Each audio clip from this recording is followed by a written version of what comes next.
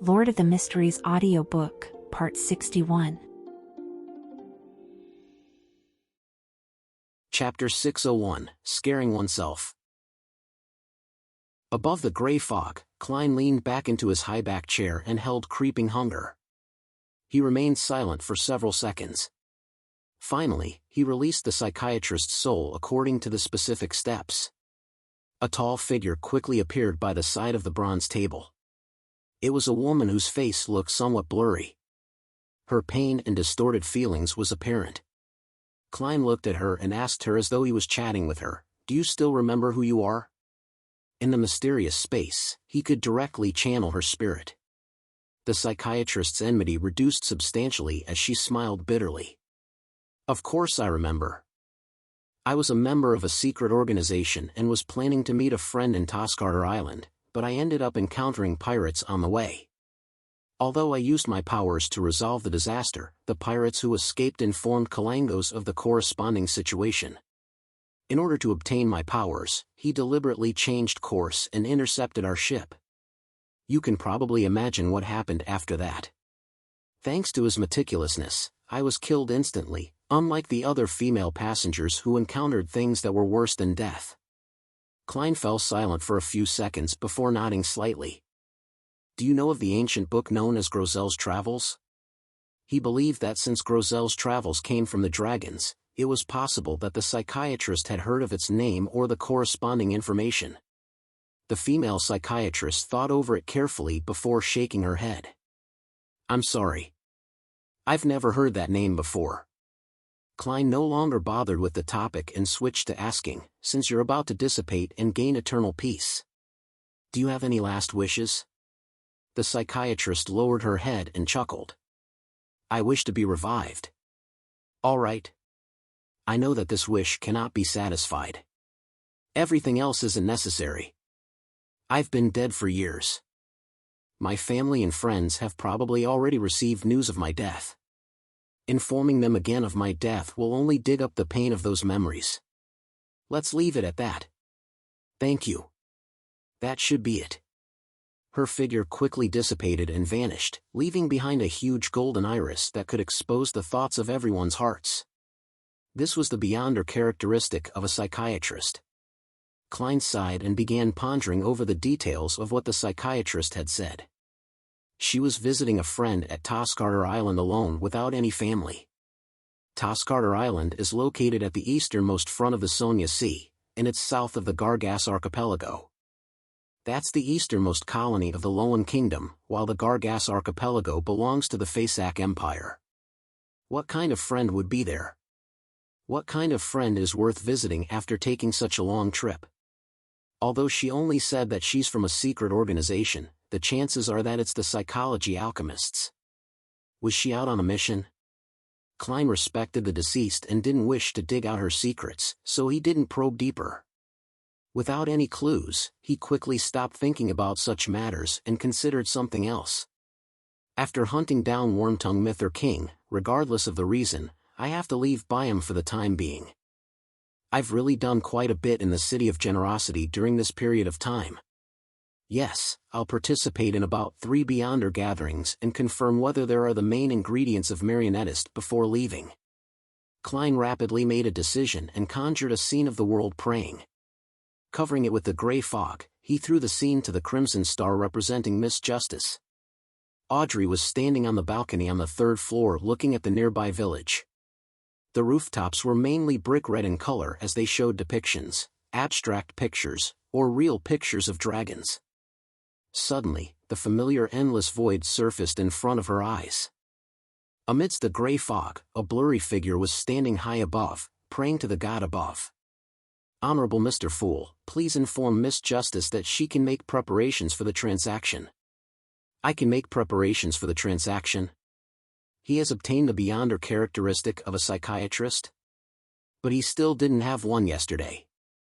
The world's efficiency shocked Audrey as she nearly forgot to thank Mr. Fool. Thankfully, she was no longer the green and naive lady from before. She had been exposed to several major matters and rapidly calmed her mind as she sincerely thanked him. She passed on the message from Mr. World to wait another 2 to 3 days as she was preparing to pay off the money she owed to Mr. Fool's Blessed. Although she had sufficient money, she had to maintain a minimum balance, otherwise it was easy for others to notice something amiss. After the illusory gray fog dissipated, Audrey silently looked down at Susie, who was admiring the garden on the first floor, before pacing around and secretly clicking her tongue. Mr. World is really terrifying. Evening, in the Seaweed Bar. Having just squandered all his money at the casino, Blue Eyes Meath sat before a bar counter and ordered a cup of Landy Proof. He was just about to raise the cup when he suddenly heard the bartender whisper to him with a suppressed voice, "Wormtongue Mither is dead." What? Who did it? Blue Eyes Meath was first alarmed before he asked excitedly, "Someone is challenging Vice Admiral Ailment?" An adventurer named Gehrman Sparrow. He wasn't known at all before. Who knew that he finished off Mither?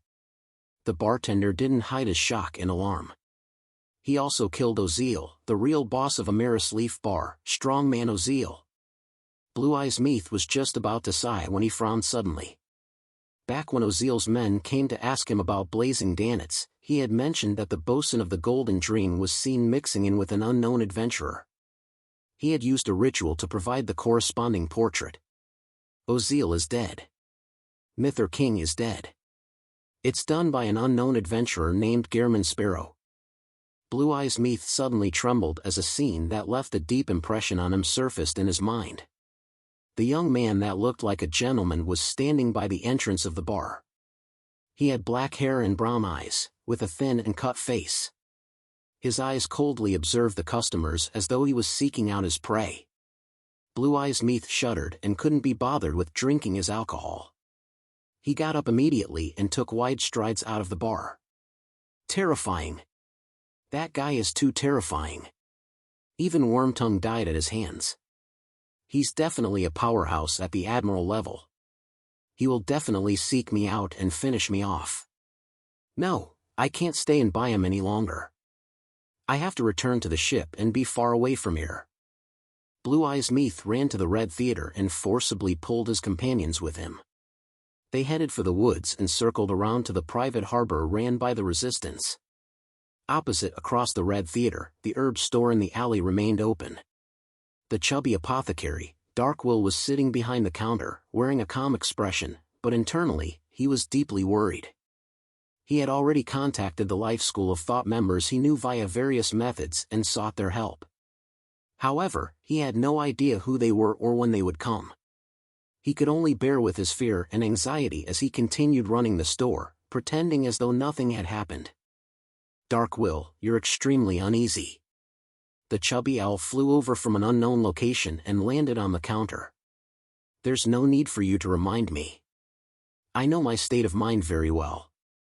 Darkwill waved his hands impatiently. He could still remember the times when he was still under his teacher's tutelage. He was often warned to be careful of the official Beyonder organizations and be careful of the true sanguine. In regards to this, Roy King raised several examples, such as being imprisoned underground forever, with no sunlight or woman to be seen, being made into experimental subjects where their bodies would be used to test the dangers of particular sealed artifacts. There, they would experience all kinds of experiments, and after mutating, they were monsters who acted on instinct. It was also possible to be sucked and eaten by the sanguine and made into puppets. These examples had deeply imprinted themselves in his mind. It made his already lacking courage vanish instantly. After leaving his teacher's side, he often stayed in a city for a short period of time, immediately leaving once there was a risk of exposure. Darkwill tried hard to keep his horror under control, placing his attention on the problem of rescuing his teacher. Old Man has been captured for some time. Why is he still imprisoned in the Governor General's office? With the military's abilities, they should be able to gather any information they wish to know. Be it an outright execution, the gathering of materials, or being used as an experimental subject, they would definitely move Old Man. Could it be that Old Man used some techniques to hide his secret, or they wish to make him into a spy? Sigh, just agree to it. Darkwill scratched his head as his thoughts wandered aimlessly. Gradually, he recalled the last letter he received from his teacher, Roy King. Old man often likes to give hints in things that seem to be normal and ordinary matters. Could that letter contain similar information? That letter didn't say a thing. It just said to meet him near the Red Theater and flaunted his gambling techniques. Pooey! He clearly relies on luck. He even wanted me to go to Inmat Street's Mabel's Sundry store and buy a die to make preparations to be educated. I thought I would buy it only after we met, so I haven't been there all this time. Perhaps there's a secret there? Darkwill was like a drowning man who seemed to clutch at a straw. Many of Byam's streets were named after Lowen Kingdom cities. Darkwill used a few minutes to muster his courage, brought the owl with him, and closed the door to his shop before walking out of the alley. While waiting for the rental carriage, he bought a copy of the news report from a paperboy as he flipped through the international and domestic news, as well as news about the archipelago. Suddenly, he saw a familiar face. It was the adventurer who had informed him of Roy King's location. In the afternoon, Gearman Sparrow killed Wormtongue Mither King, who's worth a bounty reaching £5,400. I actually entrusted a mission to such a powerful adventurer.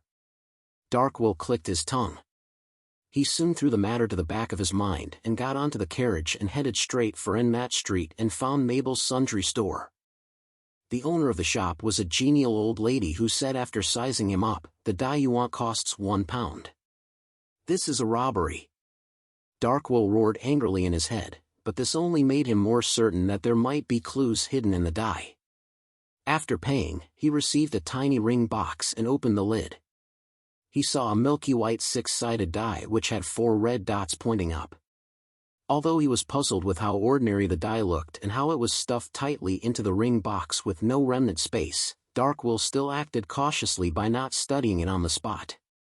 He placed it into his pocket and walked to another side of the street. When he came to a secluded spot, he couldn't help but give it a glance, unable to find any problems with it. At this moment, a carriage flew by and gave him a fright. His wrist trembled as he dropped the die on the ground. The die continued rolling and ultimately came to a stop, a single red dot pointing up. Darkwill cursed the carriage driver and widened his stride to pick it up. Just as he took this step, his body suddenly staggered, and he collapsed to the ground loudly despite the lack of any obstacles. All he saw were stars. His mind went blank for a moment as he lay there, the milky white die right in front of his eyes. Chapter 602, Becoming Famous. Darkwill sprawled on the ground, momentarily forgetting to stand up. His mind remained blank. Ever since he had matured, he had never encountered a scenario of tripping himself. After consuming the potions, his body had experienced enhancements to a certain degree, making it even more impossible. Now, for some baffling reason, he had fallen down in an inexplicable manner. Did I step on something? Darkwill suddenly snapped to his senses as he struck down with his palm and rolled to his feet. He pretended as though the one who had just fallen wasn't him. He looked left and right without finding anything odd on the ground. Filled with puzzlement, he took a few difficult steps forward to pick up the milky white die. At this moment, a patrolling constable seemed to have sensed the disturbance as he jogged over with baton in hand while holding his other hand down on his revolver. Upon seeing this scene, Darkwill suddenly felt worried, feeling suspicious that he had fallen for a trap. They caught old man but haven't come for me all this time. It's because they were secretly observing me and waiting for me to find some clues? Now, I've gotten my hands on this strange die, they've started taking action? The official Beyonders are here to catch me? Darkwill instinctively turned around and ran, but he had suffered a rather heavy fall, causing him to feel pain in his knees. He was momentarily only able to walk. Seeing the patrolling constable approach him, and with him not being able to run, a scene of an underground prison instantly surfaced in Darkwill's mind. In an environment with only an everlasting candlelight, locked with Beyonders who would heave intensely like monsters. What happened? The patrolling constable pressed down on his revolver as he kept his distance and asked cautiously. Darkwill suddenly felt an irrepressible fear. As his wrist trembled, the milky white die he had just picked up fell to the ground again as it rolled a few times. This time, 6 red dots pointed up. Faced with the constable's scrutiny, Darkwill replied with a trembling voice, "I just stepped onto a damn banana skin and fell." The moment he said that, he felt his heart skip a beat. This was because there wasn't any banana skins on the ground. Damn it. I was too nervous. I should have said that I tripped myself. Darkwill thought in frustration. He decided to summon the owl perched on the roof opposite him, preparing to make a last stand. The patrolling constable gave him a glance and chuckled. "Make sure to watch where you place your feet when walking. I was imagining that you had been robbed." He released his palm on his revolver, raised his baton, and walked away. In a daze, Darkwill looked at the constable's back that was opening up a gap from him. He wasn't sure how the constable had so easily believed his excuse that was filled with mistakes. He retracted his gaze and looked at the milky white die which was sitting on the ground in silence. He slowly frowned. "I'm not pure Loanese. The constables here don't need to suck up to me. Could it be all thanks to this? Be it my strange fall or my weird way of convincing the constable, it was all because of this? Is this that important sealed artifact which teacher was taking care of?" Darkwill quickly made certain connections as he carefully proceeded forward. He picked up the die again and stuffed it into the extremely tiny ring box. In the box, the die had no room to roll. Signaling to his owl, Darkwill picked up the news report copy, stopped a rental carriage, and hobbled up. His destination, Red Theater. The carriage smoothly proceeded forward.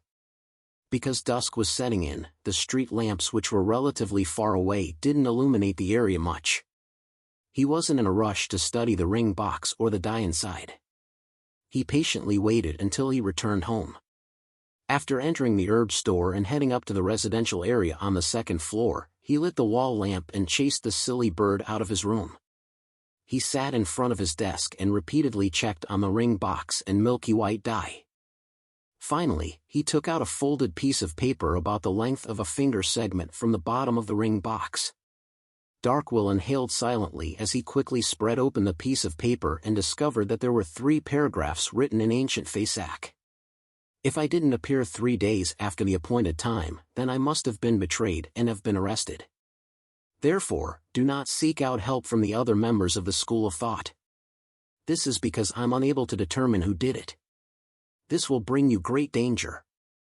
There is only one thing that you need to do. Bring the die to Orvie Island and hand it to the bellman, Carnot, in the port city. My teacher, Ricardo, is hidden there. The subsequent matters will be handled by him.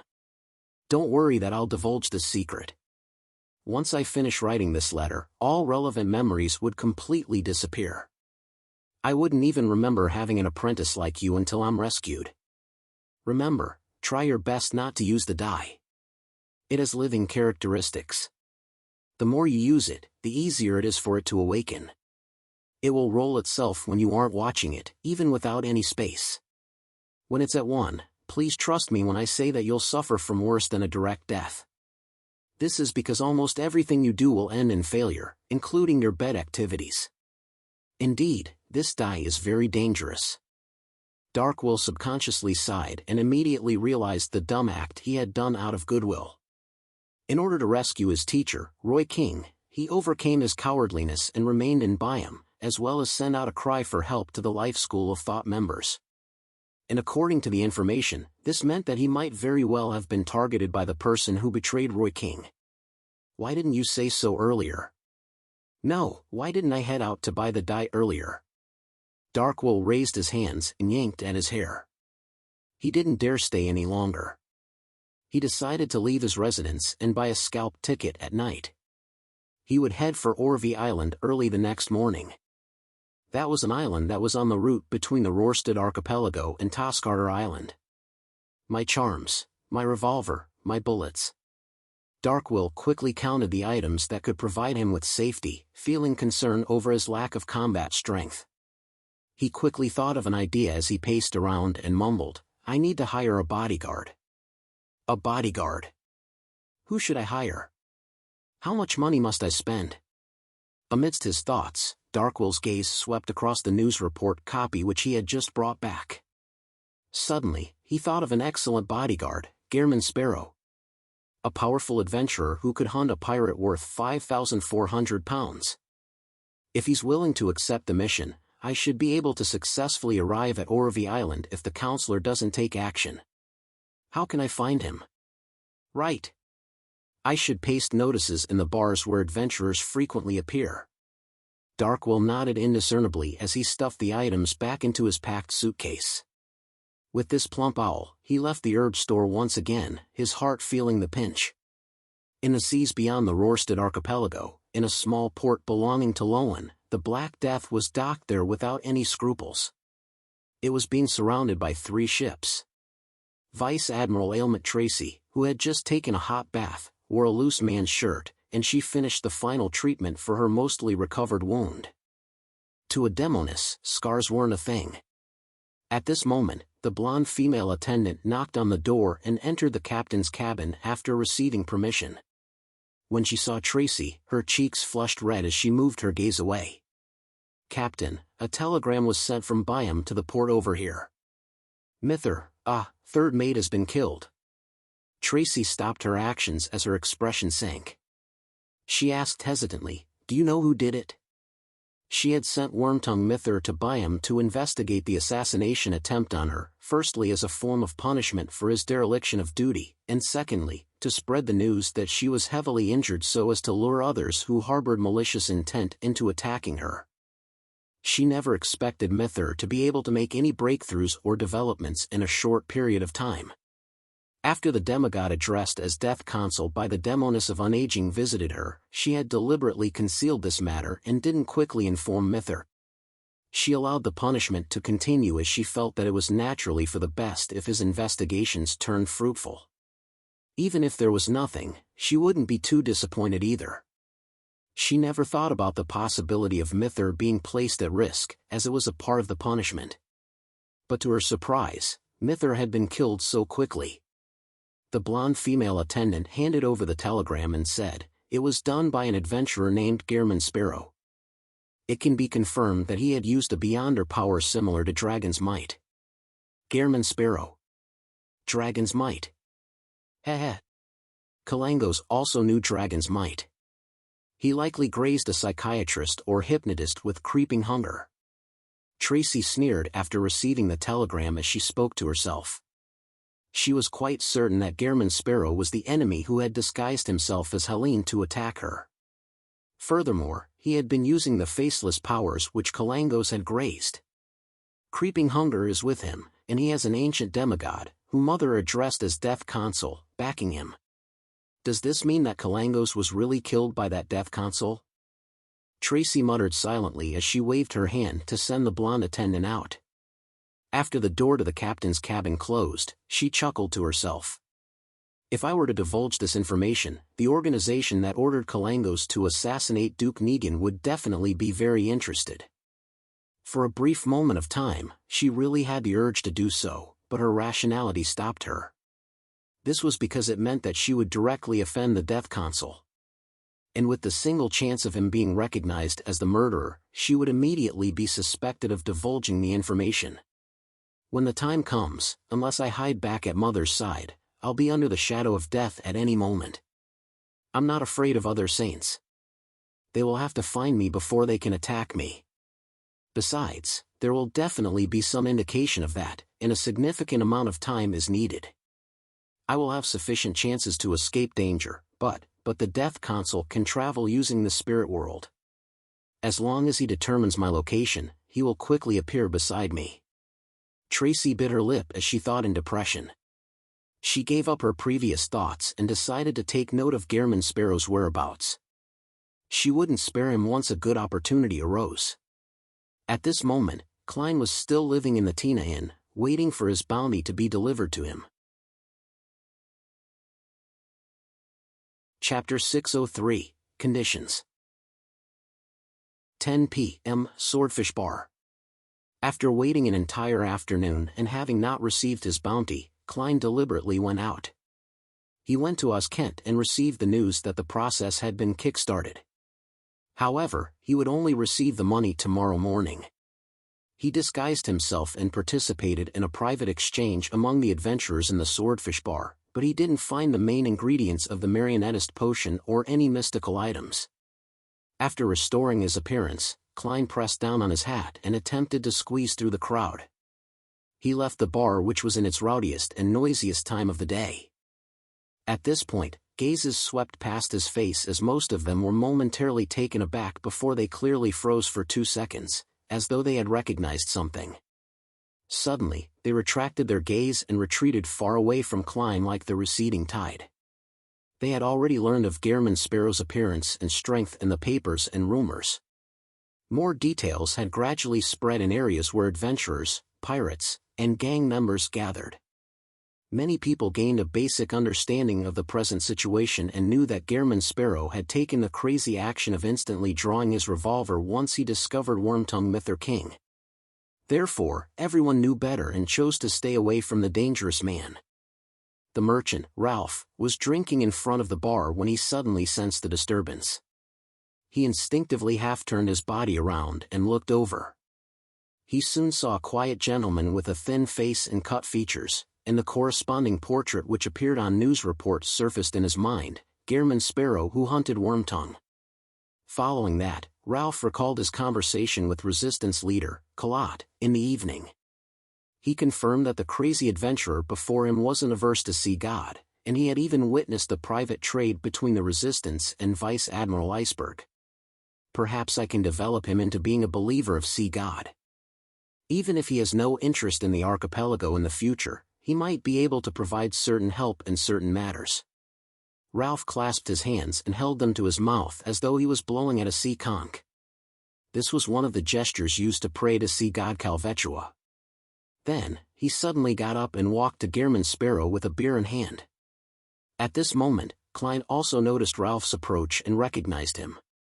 That was a devout believer who was willing to offer up a third of his 20,000 gold pound wealth to sea God. That was the former pirate and the present merchant who he had convinced to set up a children's charity foundation. Based on the news regarding the charity foundation and his frequent pious praying, he understood Ralph in all aspects. Therefore, he was very puzzled as to why the man would attempt to approach Gehrman Sparrow. He has a job to entrust to me? Things that the resistance isn't able to do for some reason or another? Klein looked at Ralph as he slowed down his pace. Mr. Gehrman Sparrow? Ralph raised the cup of beer in his hand. Klein nodded and maintained his persona by saying, I don't know you. Haha, it's always so simple to get to know each other among adventurers. Perhaps a cup of beer is all it takes. Ralph pointed at the bar counter. Are you interested in a drink? All right, Klein was deeply puzzled as he answered simply. They sat in the corner of the bar as he ordered a cup of Southville beer. As he drank, he looked at Ralph without saying a word. Being stared at silently by a powerhouse at the level of a pirate admiral wasn't a good experience. Ralph drank a mouthful of beer to hide his high-strung nerves and laughed. I've heard about you. Before what you did today, I know that you're a true gentleman that shows no discrimination towards the natives of the colonial lands. Different things to say flashed through Klein's mind as he finally decided on a few sentences that corresponded to his persona. Get to the meat of the issue. Ralph nearly choked as he cleared his throat. Do I have the honor to introduce you to our God, the savior of the archipelago, the blessed of the sea, Calvetua? As you know, the sea is so vast. The storms are that terrifying.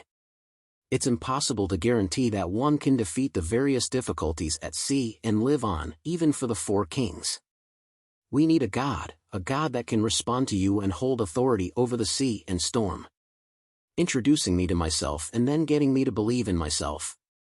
Klein resisted the urge to twitch the corners of his face as he turned to say, I'm more interested in whether you have any mystical items, the kind that has powerful offensive strength.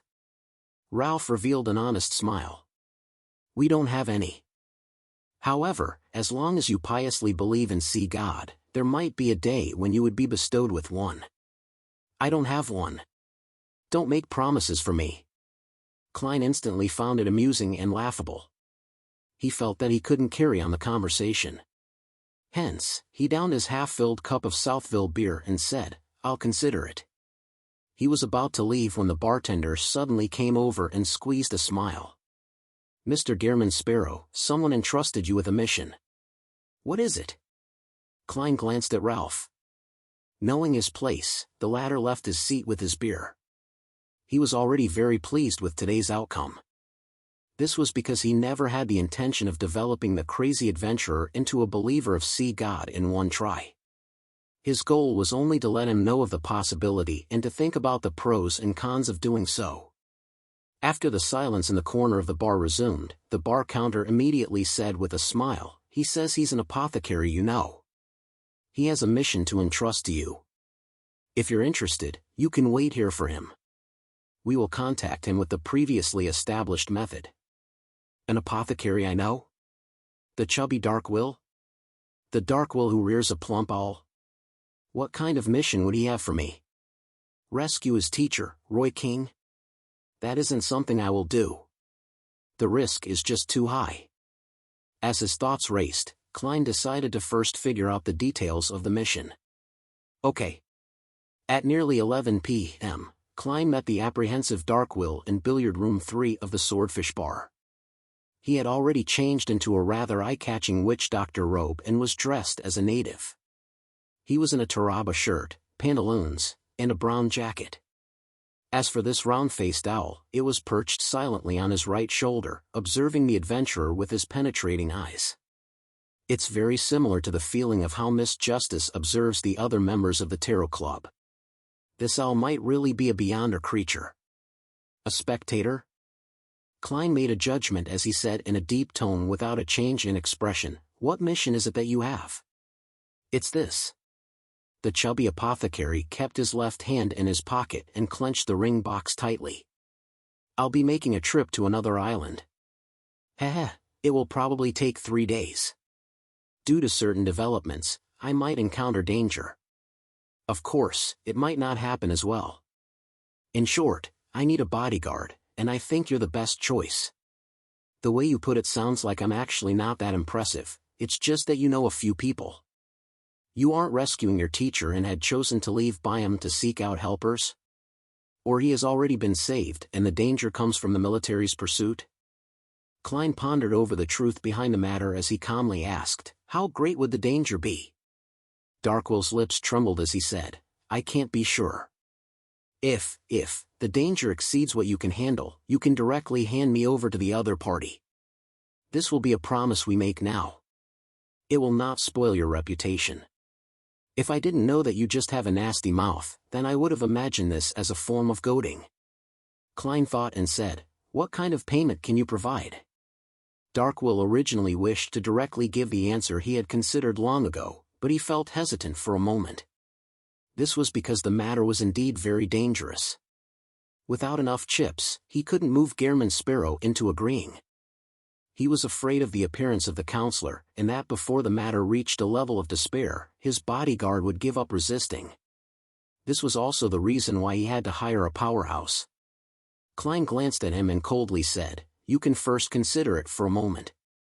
I'll use the washroom. Tell me your answer when I'm back." With that said, he turned around and walked to the door. Pulling the handle, he stepped outside. The way he responded made him seem experienced, having the coolness and coldness of an adventurer and bounty hunter, but in fact, he wasn't really giving the chubby apothecary time to think. He was only finding an opportunity to head to the washroom to divine the matter above the gray fog. This was key to whether he accepted the mission. Once he left the billiard room and arrived in front of a washroom. He got in line before finally getting an empty cubicle. When he entered, he frowned as the dirty environment and disgusting stench left him grossed out. He nearly turned his head and left. He held back his disgust as he pulled the flush lever in contempt. As he sighed at the terrible environment for his divination, he took 4 tiny steps counterclockwise and began the ritual. Inside the billiard room, Darkwill agilely went to close the door after he saw Gehrman Sparrow's back completely disappear. He asked the owl on his shoulder, "Will he betray me?" "No," the owl mumbled. Also, when asking me questions, be polite. Call me Mr. Harry. The fat on Darkwill's face trembled. Mr. Harry, what kind of payment do you think you will accept? I can't see through him. He's good at concealing his emotions, the owl said frankly. Darn Mr. Harry. No, darn silly bird. Darkwill cursed inwardly as he paced around and considered the chips he could offer. After a while, Klein returned to billiard room 3 and asked, "Have you thought it through?" He had already divined above the gray fog that the mission's danger was acceptable, and he happened to plan on leaving Byam for the time being.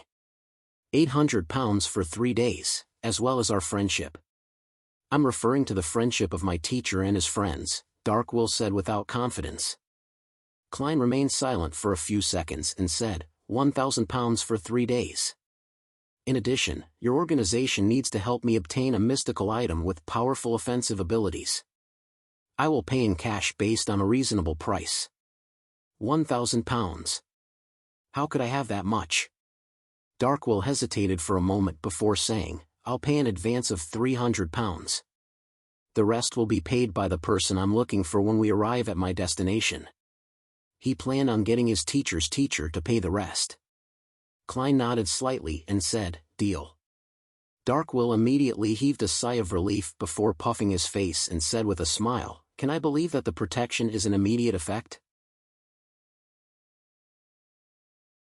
Chapter 604, A Different Enemy. Upon hearing the chubby apothecary's question, Klein smiled inwardly as he wore a stoic expression. From the moment you make the first payment. Darkwill didn't hesitate to take out a huge wad of cash as he counted it while his heart pained for the money. Here's £300. You can carry out your promise. Klein received the notes and nodded. That wouldn't be an issue. Darkwill immediately felt relieved, as though he was a drowning person who had finally caught onto a float. Half an hour later, in the Tina Inn, Darkwill watched in a daze as the powerful adventurer, Gehrman Sparrow, said to the reception counter, "Switch us to a luxurious suite." With that said, Klein took 2 steps backward as though giving his spot to the chubby apothecary. Darkwill gulped his saliva and asked hesitantly, "I'm paying?" During the mission, all expenses are borne by the employer.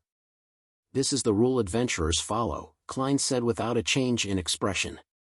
I'd be a dumbass if I believed you.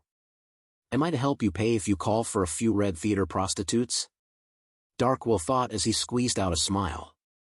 We can use an ordinary room. This will make the protection job easier. Then, you stay by yourself. Klein acted as Gehrman Sparrow without any effort. Darkwill laughed and walked to the counter and said without expression, "A luxurious suite." When Darkwill finally checked in and entered the smaller bedroom, he opened the window and left an opening for the owl, Mr. Harry. He took out the ring box in his pocket and checked the situation of the strange die.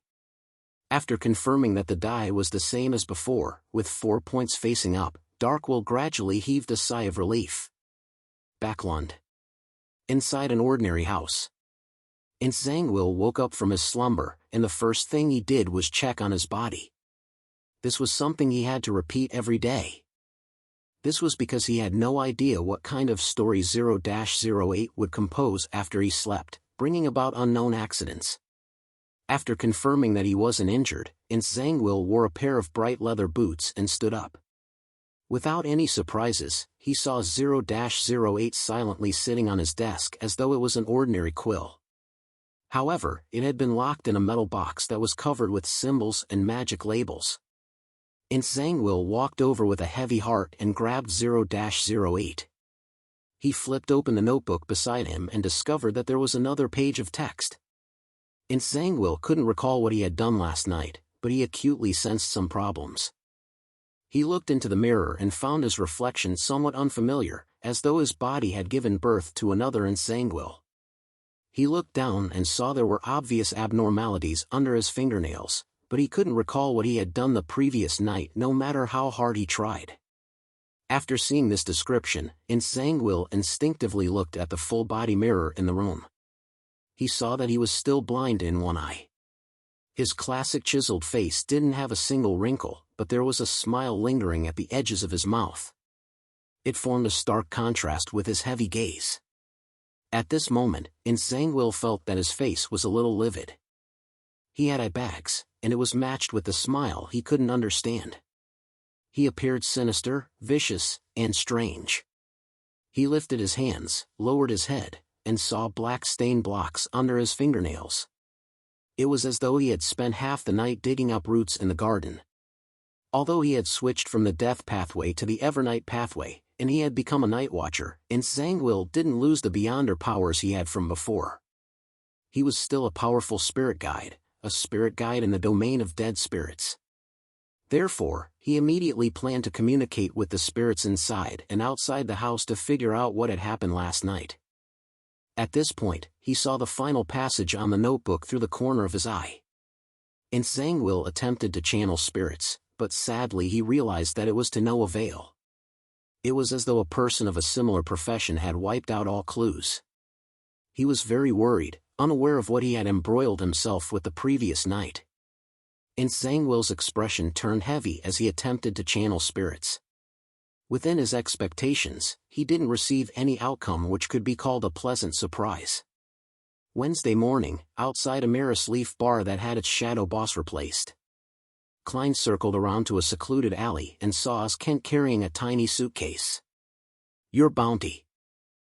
Kent threw the small suitcase over. This actually wasn't the bounty money in the true sense of the word. It was money the military had put forth. The former involved the Governor General's office and the kingdom's finance ministry.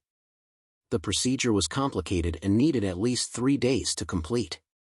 Klein caught the suitcase and opened it on the spot. He saw stacks of neatly arranged cash, with most of them in 1 or 5 pound denominations. A total of £5,400. "We didn't take a cut," Kent said as he forced a smile. If it were any other adventurer, he would have given £4,000 at most. The rest was the income for the personnel involved in the entire procedure. But faced with the crazy man whose strength was close to a pirate admiral, all he could do was volunteer work thanks to his fear of being executed on the spot by him. The military is unlikely to fool me with fake notes. Klein grabbed a stack of cash and waved it. £5,400. Hiding outside the alley, Darkwell heard Kent's words and secretly shot a glance at the suitcase. The stacks of pound notes seemed to blind him. This was the first time he was seeing so much money placed together. An adventurer really is a profitable profession. Successfully hunting a pirate earns thousands of pounds. Protecting me nets him £1,000 in one request. Occasionally, he can find sunken ships and treasure. Why did I become an apothecary instead of an adventurer? If I had known, I would have chosen that lucky beyonder pathway. Darkwell thought with atypical admiration. However, he quickly recalled his reality. Most adventurers didn't live such rich lives. Even if they could make a killing, a third of their income was given to apothecaries, either to treat their injuries and remove any latent injuries, or to buy medicine to add to the fun and deal with unmentionable diseases. It's still safer being an apothecary. Darkwell sighed inwardly. At this moment, Klein, who had only did a rough count of the money, closed the suitcase and said to Kent, "I'll be leaving Byam for some time. If I have any intel, how should I inform you?" "You're leaving Byam?" Kent asked, finding it odd. Klein nodded slightly and said, "I received a bodyguard mission." Kent was first enlightened before he felt a baffling sense of ease. If this madman were to stay in Byam for long periods of time, there will ultimately be a day where he causes problems. It's better to drift out at sea and fight those pirates. Kent immediately said with a smile, "You can directly send me a telegram and include my address. We have people planted at the telegraph office." "All right." Dressed in a black tweed coat, Klein didn't speak further. With the suitcase in hand, he turned to leave the alley. He headed for the harbor together with Darkwell and planned to catch the earliest liner to Orvie Island. The owl flew in between the trees and appeared furtively. They had already bought scalped tickets the night before. Half an hour before they boarded the ship, Darkwell reeled with anxiety. He was afraid the person who had betrayed his teacher would suddenly rush over and attack him. This feeling continued until he entered the first-class cabin that belonged to him. As long as the liner went out into the sea, beyonders without flight capabilities or their own ships would find it difficult to intercept him. Quickly start the ship. Quickly start the ship.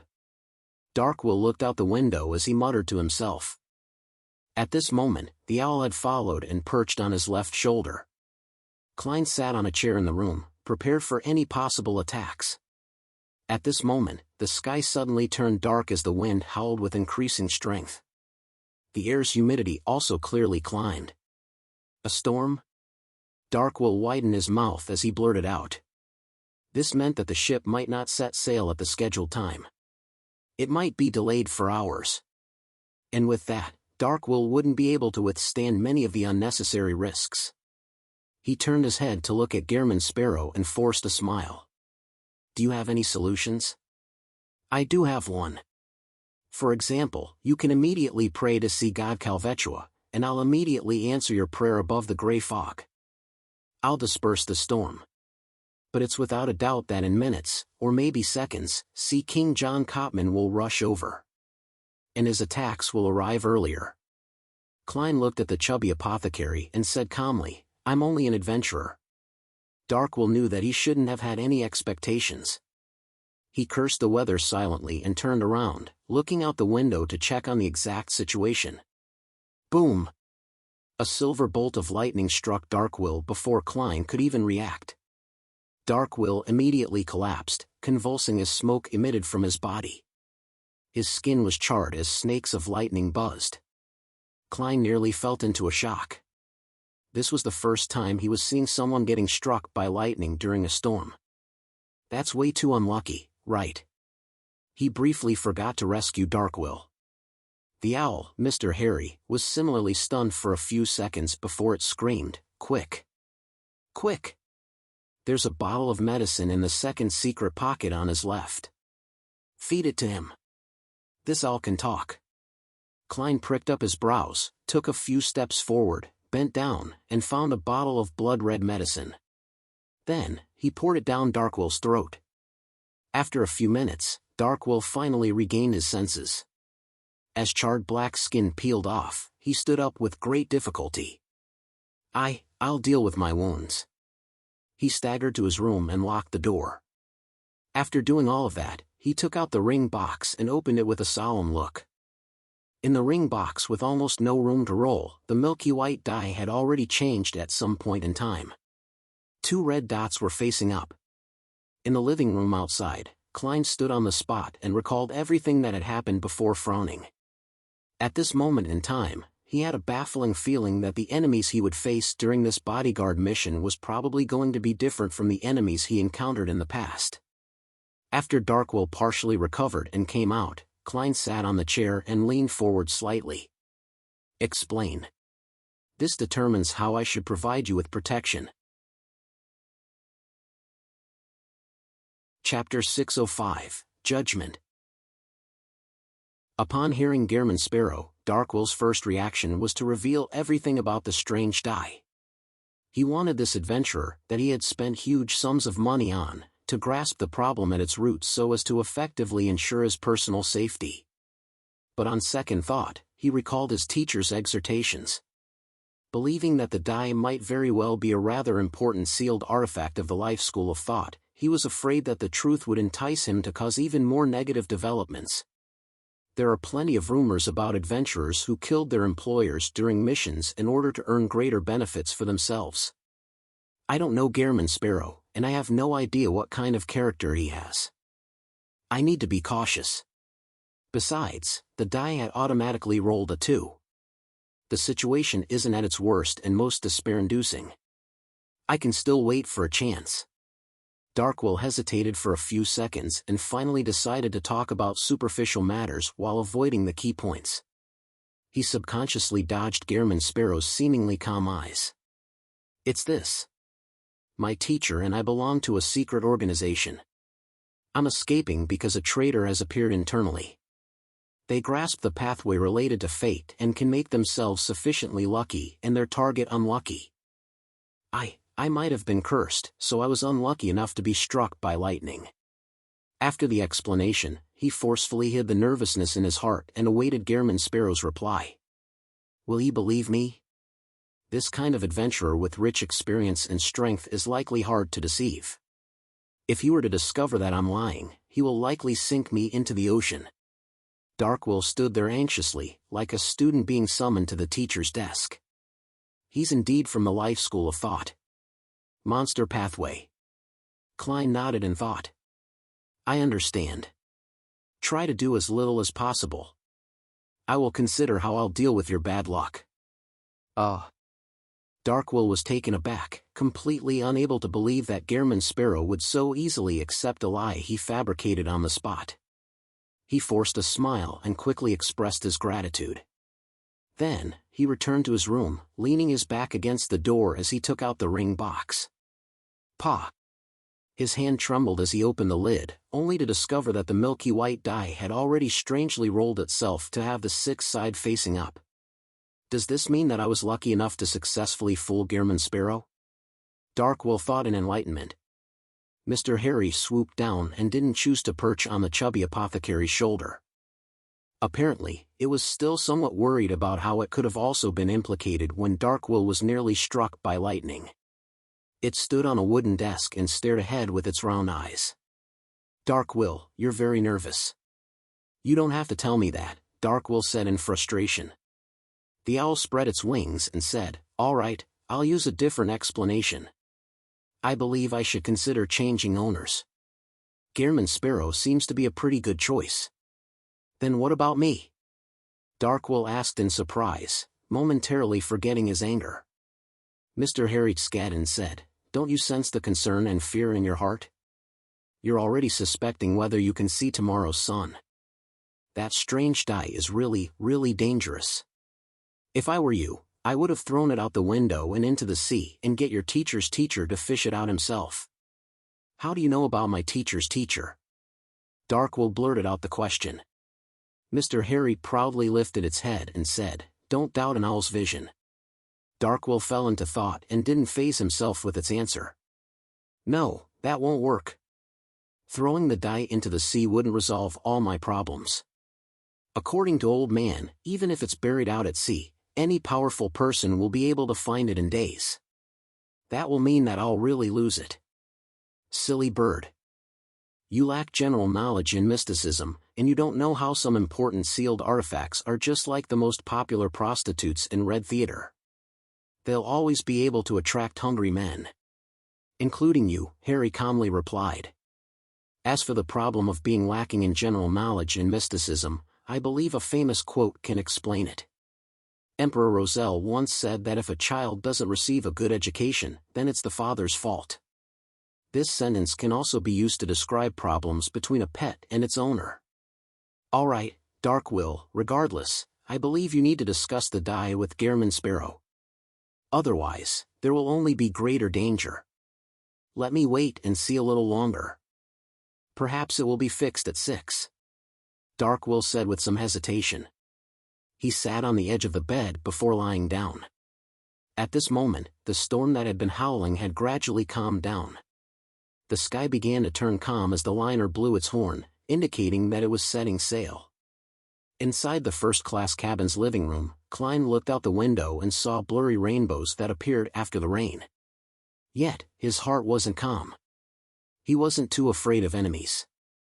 Out at sea, apart from the 4 kings and the official demigods, or the pirate admirals who appeared with their fleet, there were very few matters that could threaten him, who had creeping hunger and several mystical items.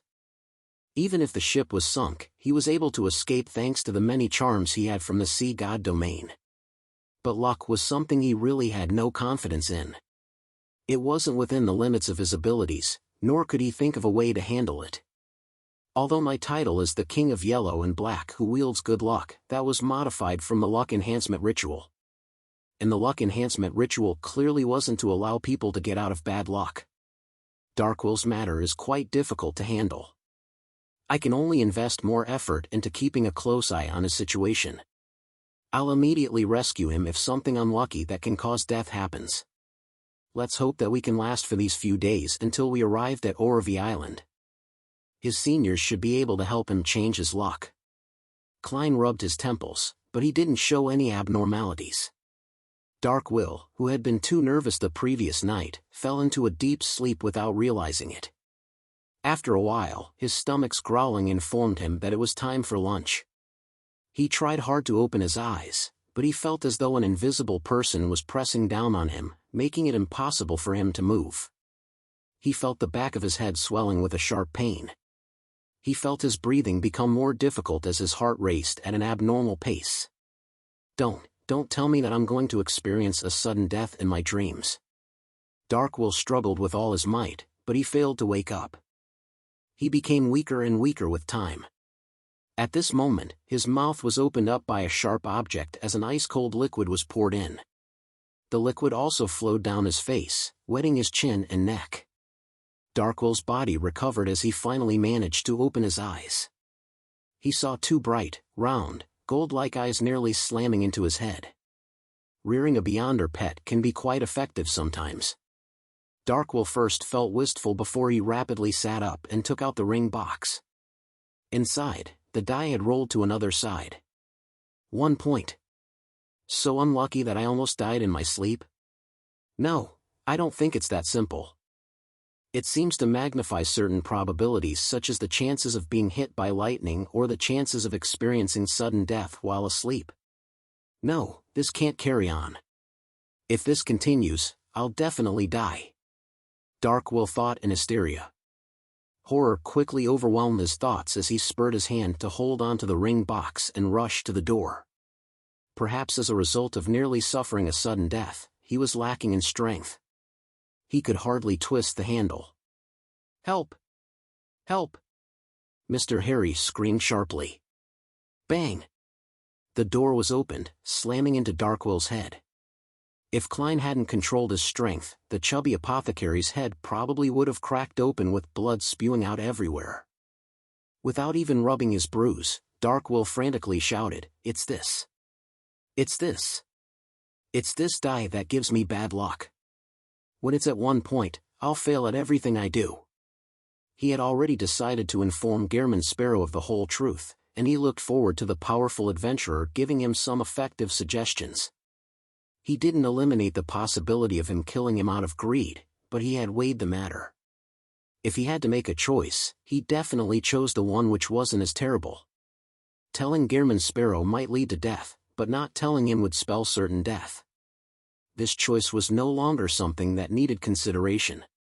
I don't care if the die is lost. My life is more important.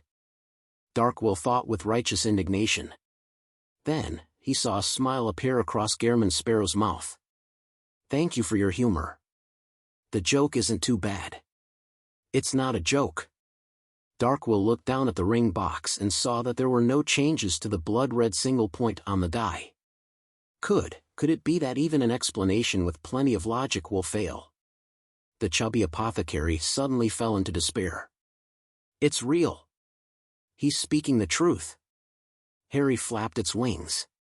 Dark Will, who felt hope arise in him, heard Gehrman Sparrow say in a deep voice, "Then why don't you throw it into the ocean?" With that said, Klein politely closed the door and returned to the living room. This fellow must be hiding a secret. I mustn't be fooled by such a clumsy excuse. Klein sat in his chair and waited for Dark Will to describe the situation in detail. Dark Will sat down, depressed. He sat there motionless, afraid of encountering another failure.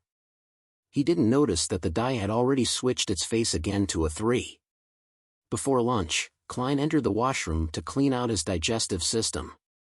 After washing his hands, he went above the gray fog in passing, preparing to browse through the prayers of the sea god believers.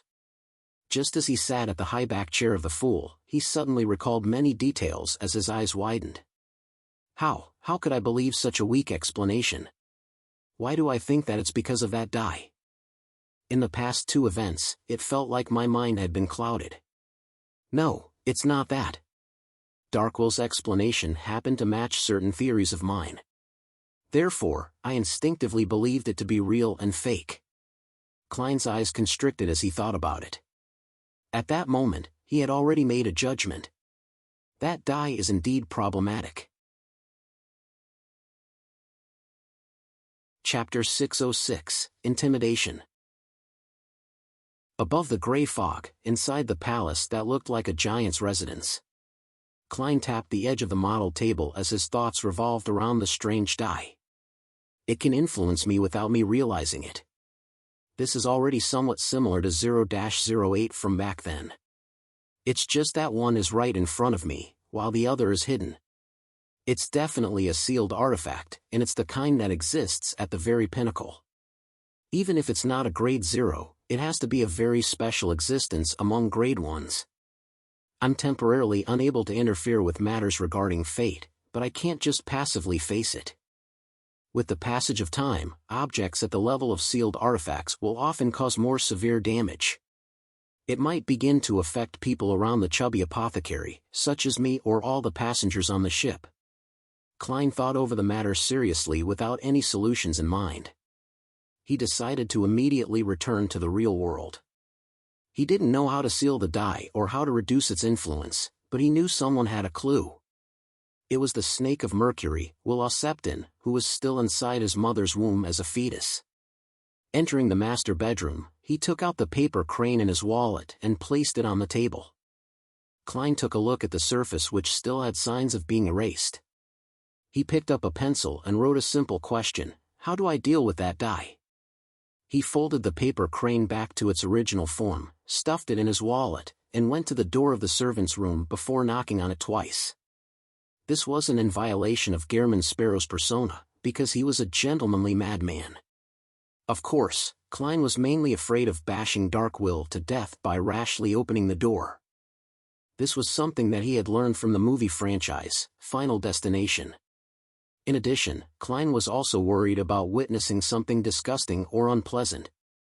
With the preferences Dark Will has exhibited, when he realizes that he's in extreme danger and unable to extricate himself from it, with waiting for death being the only option available to him, there's a non-zero chance of him pleasuring himself to climax one last time.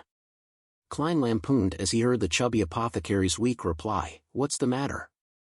It's good that you aren't dead yet."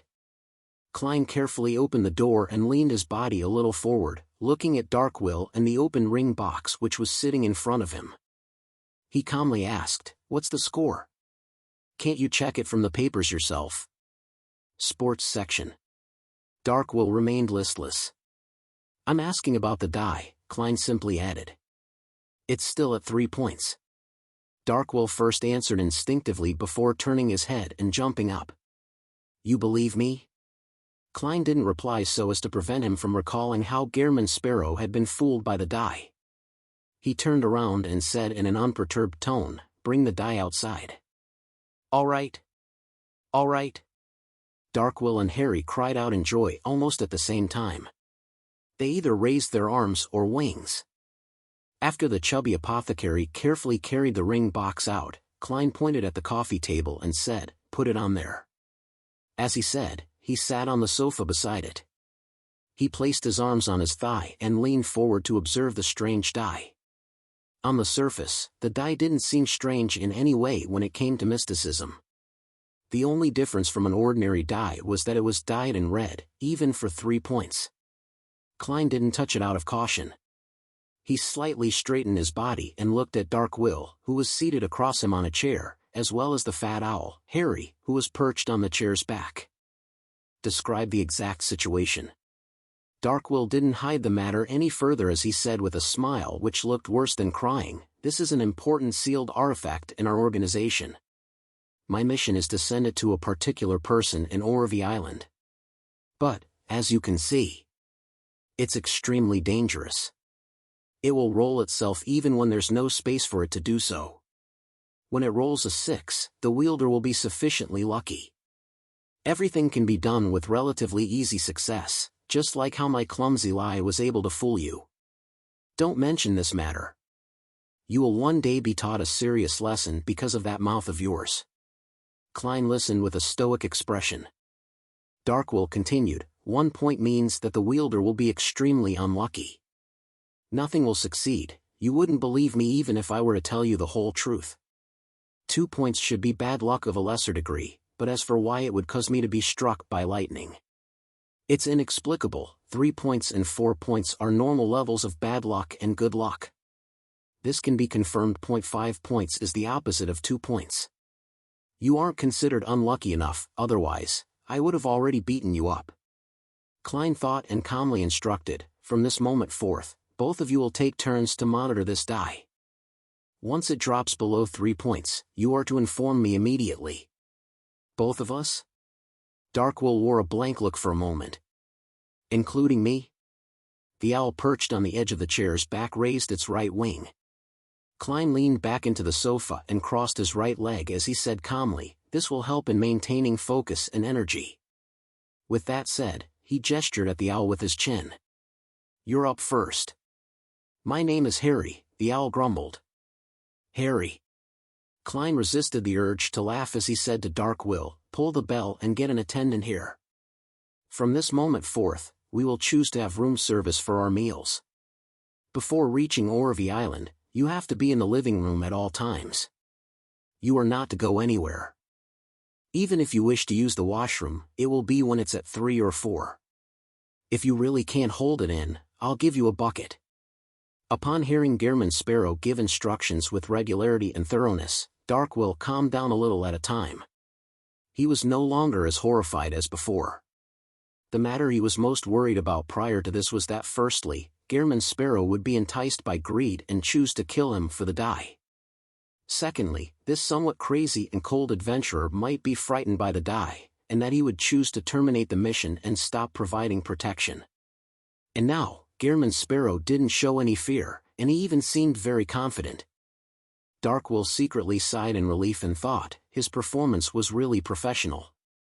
He isn't afraid at all. He can even escape the influence of the die and accept my explanation. He lives up to his name of being the powerful adventurer who easily hunted Wormtongue. He's definitely a powerhouse at the pirate admiral level. Darkwill stood up and walked to the door to pull the service bell. Just as he returned to the sofa, he heard Harry's sharp screech. "It has changed. It has changed, 2 points." Suddenly, Klein exerted strength in his legs as he rose up from the sofa without warning and rushed to Darkwill's side. Bang! As a gunshot rang from outside, Klein pulled Darkwill's arm, swung his arm backward, and shook his wrist, throwing the chubby apothecary to the side. At this point, in the wall opposite to where Darkwill was standing, there was a bullet hole. Did a sailor's gun misfire? Or did the bullet ricochet when aiming at some seabird or something? Regardless of the situation, the chances of that happening are very low, yet. Klein turned his head to the chubby apothecary. "Are you injured?" Darkwill shook his head with a lingering sense of fear. "I'm fine." In the time that followed, Klein resolved more than 10 accidents, one after another. It included the sudden collapse of the chandelier in the room, a hammer dropped by a slipping maintenance worker headed straight for Darkwill's head, as well as Darkwill nearly dying from choking on a fishbone. These didn't seem like anything serious, but for Klein to remain highly focused, it was inevitable for him to be exhausted. Thankfully, the die automatically rolled to 4 points later, finally ending the hour which was fraught with disasters. "No, I can't continue like this. Who knows if something will happen to me when I'm rescuing him." Klein sent away the captain who came to apologize and said to Darkwill, "I'll sleep for half an hour. Both of you are to watch the die. Immediately wake me up when there's a problem." The chubby apothecary and the owl nodded like a hungry woodpecker. Leaning back into the sofa, Klein used cogitation to quickly fall asleep, hoping to receive a reply from Wolosepton. When he woke up in his dream, he heaved a sigh of relief when he saw the pitch-black desolate plains. He followed the same old path and reached the depths of the black steeple.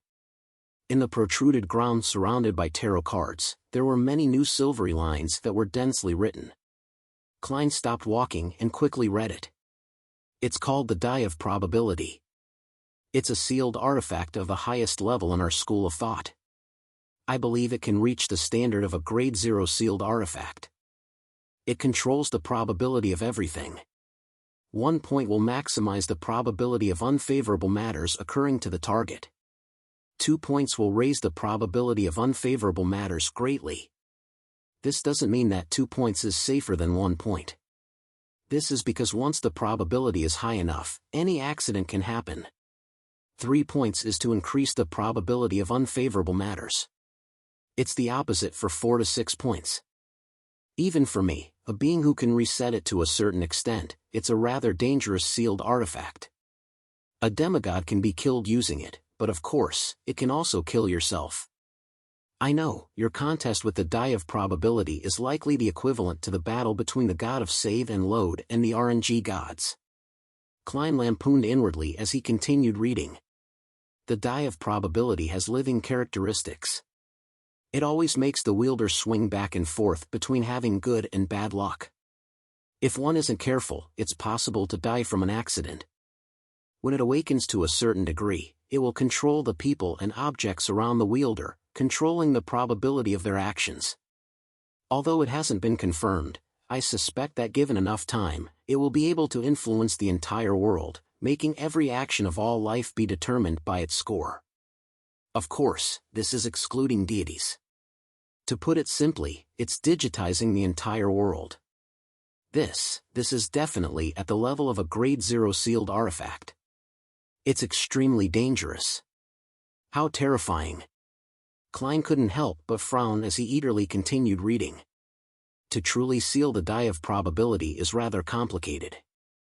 To put it simply, it's to use specific sealed artifacts to isolate it from the spirit world, astral world, and the real world. You can give it a try. Haha, I'll reveal my cards. I have long discovered that you can resist my prophetic senses. Perhaps you can use it to seal it. There's another way, but it can only briefly reduce its influence. However, this should be enough to send the die of probability to the hands of someone who can seal it. That method is to use the fact that it has living characteristics. Use an effective method to intimidate it. That way, it will behave, calm down for a period of time.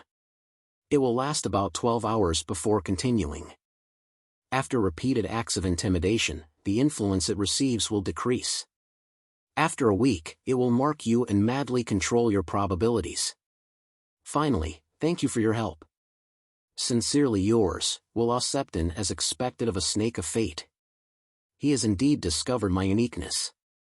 Throwing the die of probability above the gray fog should be able to seal it. But the problem is that a grade 0 sealed artifact with living characteristics might influence the space above the gray fog and chase me away, making itself the owner. Such matters cannot be answered with divination. It will definitely be able to resist, just like 0-08. Klein rejected the idea of using the gray fog. As the thoughts whirled in his mind, he suddenly had an idea.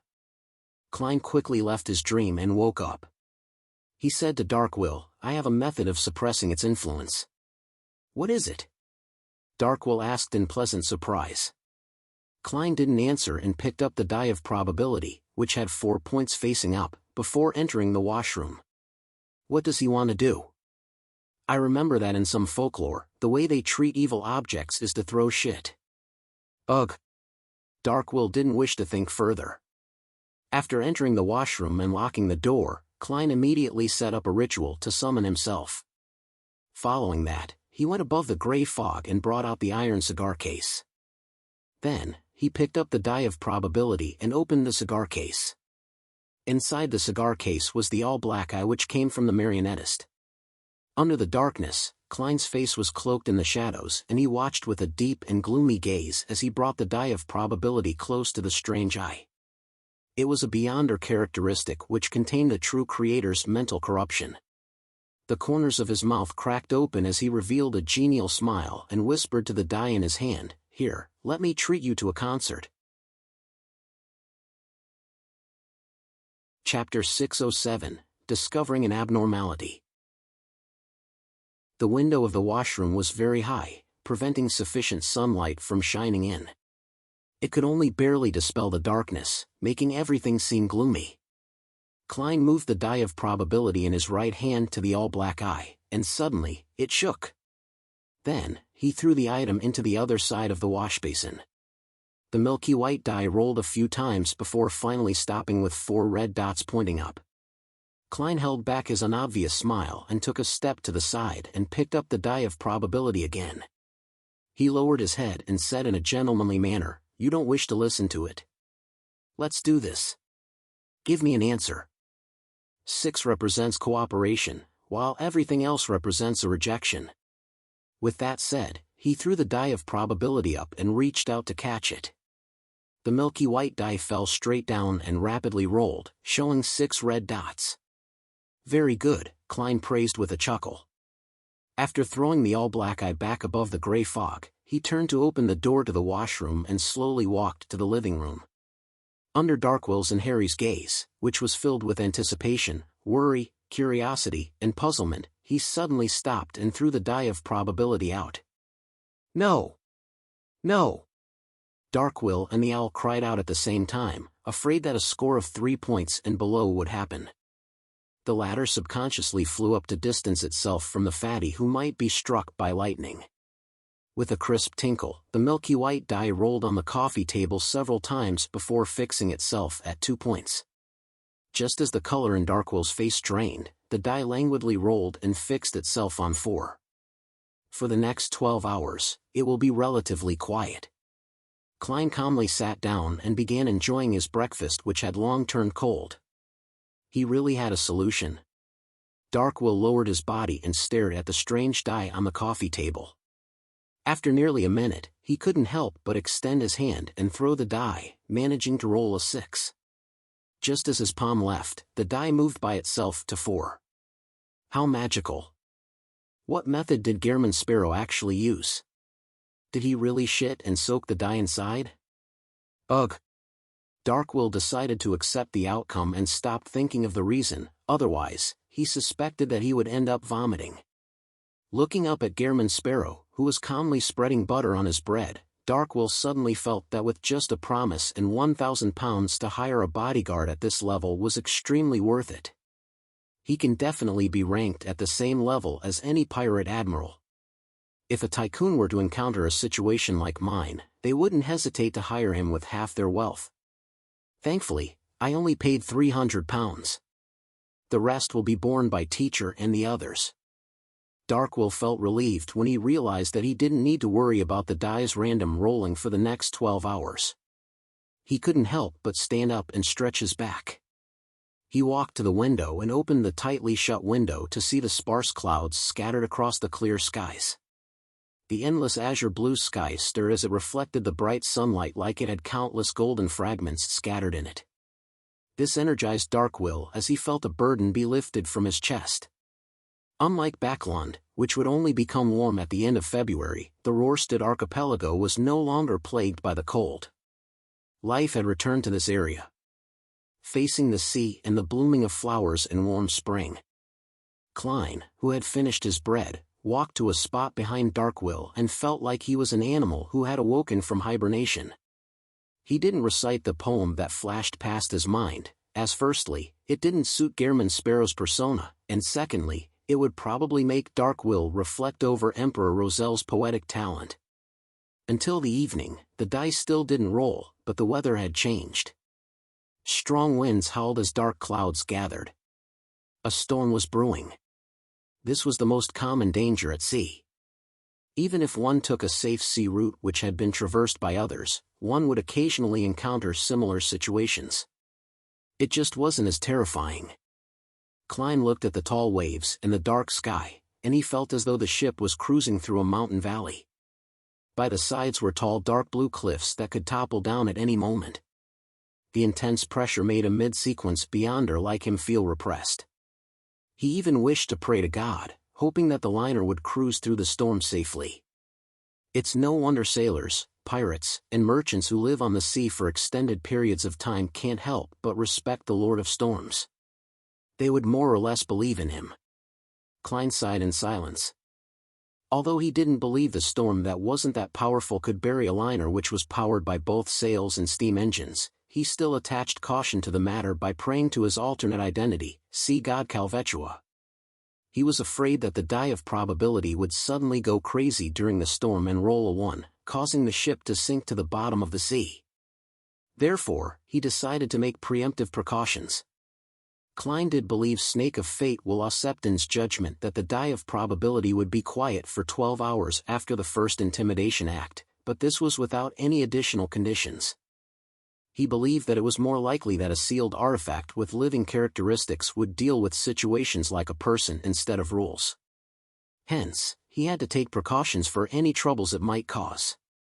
Stealing a glance at Darkwill and the owl, who were looking somewhat uneasy due to the storm, Klein calmly said, "I'll take a nap. Continue watching the die. Take turns and do not relax." "All right." Watching Gehrman Sparrow enter the master bedroom, Darkwill walked to the side of the coffee table and sat down. As he stared at the die, he asked Harry, "What thoughts do you have now?" Harry flew around and mumbled, "Why am I not a petrel?" In the master bedroom, Klein went above the gray fog and summoned the sea god scepter from the junk pile. He held the scepter with blue gems embedded at the top and quickly replied to his prayer. Klein didn't expend too much of his spirituality to calm the storm. This was firstly because they weren't too far from the surrounding seas of the Rorstad archipelago. Such an obvious and exaggerated supernatural phenomenon was easily able to attract the attention of Sea King John Cotman, who shared the same domain, or the storm priests on the ships. Secondly, he had to conserve strength to deal with the die of probability. What he did was simple. He augmented the ship with layers of Beyonder effects, allowing it to cruise through the storm stably without any risk of capsizing. Towards a sequence 5 or 6 Beyonder below the rank of demigod, to do something similar to a liner which had hundreds of people on board required plenty of preparations and a complicated ritual. It was only possible by exhausting them, but to a sea god of this domain, it was all simple and easy. A demigod already has inklings of a god. Klein sighed and threw the scepter back into the junk pile, before silently disappearing from above the gray fog. In the time that followed, the ship bobbed up and down like a leaf in the wind, but no matter how terrifying or towering the dark blue waves were, nothing happened to it until the end of the storm. At 4 p.m. on Thursday. Backlund, Williams Street. Forswall once again arrived here by carriage. She didn't sit in the coffee shop again. Instead, she strolled down the street and observed the pedestrians and surrounding buildings. She also took note of figures with special traits as material for her novel. There really are a lot of foreigners. They're still mainly from Fasak and Entis. One of them is a barbaric and stocky white bear, while the other is a colorful, ostentatious rooster. Force chuckled silently to herself. At this moment, she came to the middle of Williams Street where there was an abandoned chapel. Withered vines crawled over its walls, and gray stones were strewn everywhere. With the intention to not waste Mr. World's payment, Force deliberately approached it to check for any abnormalities. She circled around the chapel without discovering anything. Following that, she entered and avoided the disgusting shit and rotten things, and she quickly observed every corner.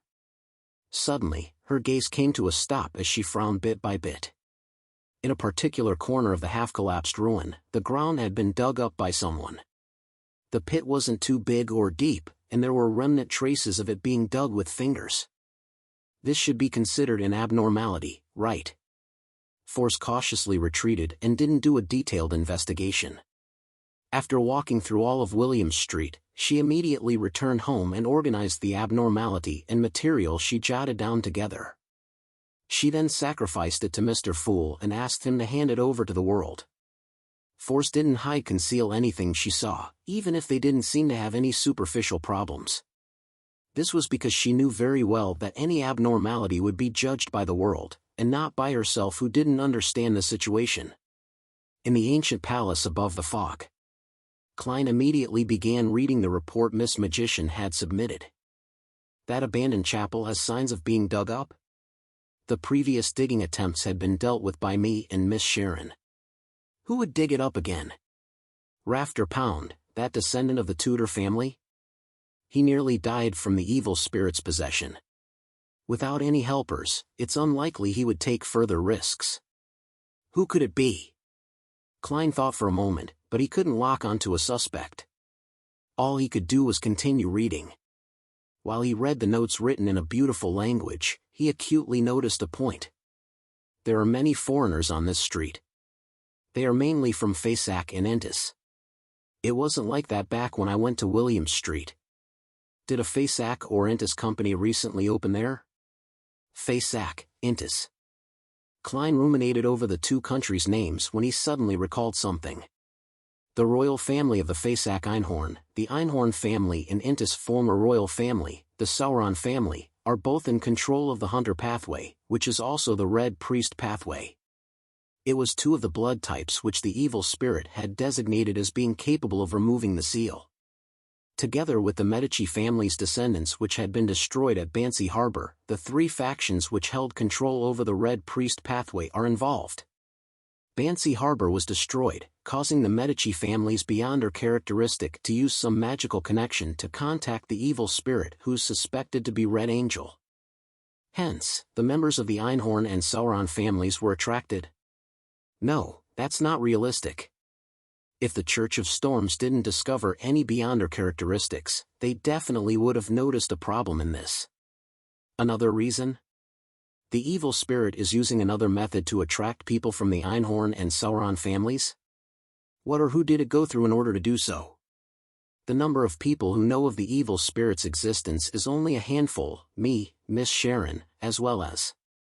Amidst his racing thoughts, Klein suddenly thought of a possibility. It was Rafter Pound, the descendant of the Tudor family who had previously been possessed by the evil spirit. He had unknowingly become a slave of the evil spirit. He had secretly helped it spread the news. And the evil spirit had sought me and Miss Sharon's help to numb us into thinking that we are the only ones who can rescue it. For this, it didn't mind betraying its descendants. Klein was alarmed as he felt like he had been fooled by the evil spirit. Chapter 608, Professional.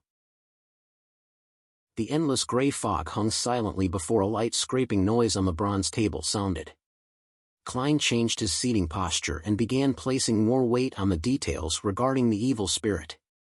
He was more and more convinced that Miss Sharon and himself had neglected the possibility of something happening to Rafter Pound. This is a Beyonder power of the Red Priest pathway, conspirer. Furthermore, this is even closer to a common fraud. There's only the use of supernatural powers in the details. Therefore, even if I had arrived at the mysterious space above the gray fog, I would passively have my senses fooled. I would have only discovered the problem by proactively considering and analyzing the situation. If it wasn't for Mr. Azek, who knew of the evil spirit suspected to be the dead Red Angel Medici, I wouldn't have realized this problem. Nor would I have hired Miss Magician to seek out any abnormalities on Williams Street. After a few minutes of contemplation, Klein conjured a pen and paper, preparing to use divination to confirm his theories. After deliberating for a moment, he finally penned the sentence for the dream divination, Baronet Rafter Pound's current situation. After putting down his dark red fountain pen, Klein held the piece of paper with the divination statement and leaned back in his chair.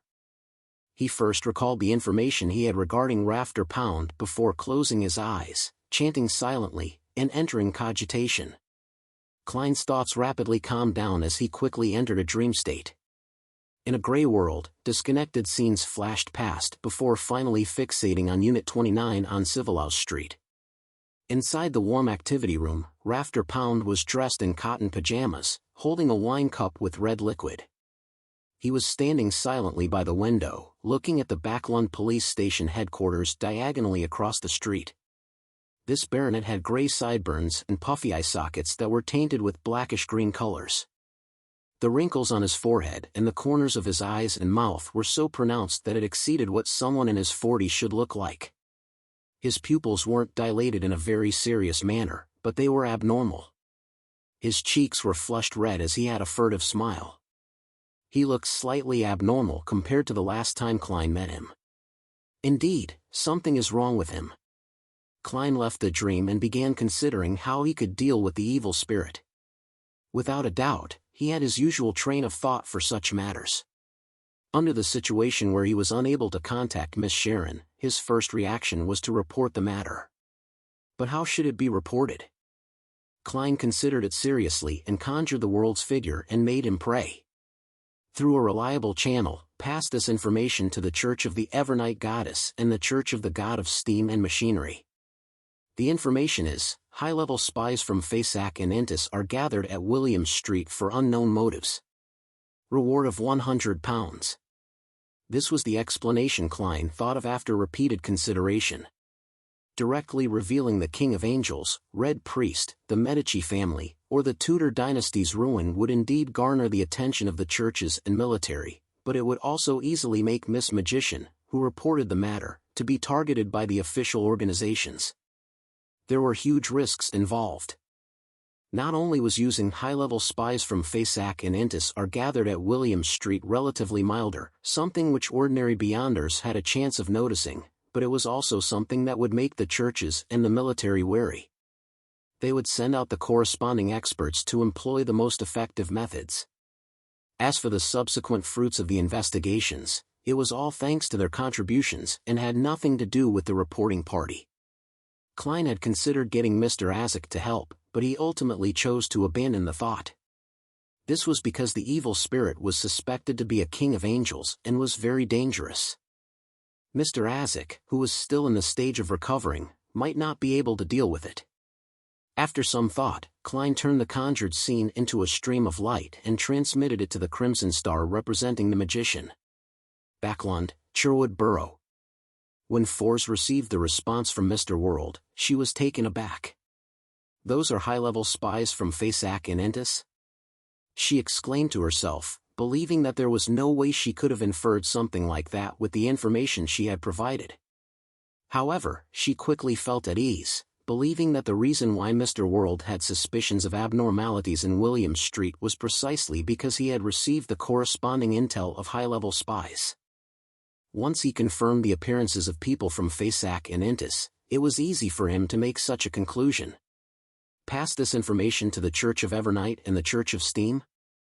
Isn't that a euphemistic way of saying report? Unfortunately, I won't be able to watch from the sideline, or I'm sure a great show would unfold. Force wasn't a stranger to reporting matters. After all, her housemate and good friend was a bounty hunter. She quickly had an idea, deciding to hand the matter of reporting the intel to the experienced Shio. When she came out of the bedroom, she saw Shio sitting on a sofa. She was flipping through documents about her target, raising her hand to grab at her messy blonde hair from time to time and appearing extremely serious.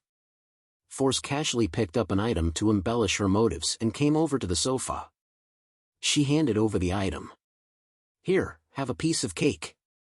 Shio glanced at the cake slathered with a layer of cream. Without losing focus, she raised her hand to grab it.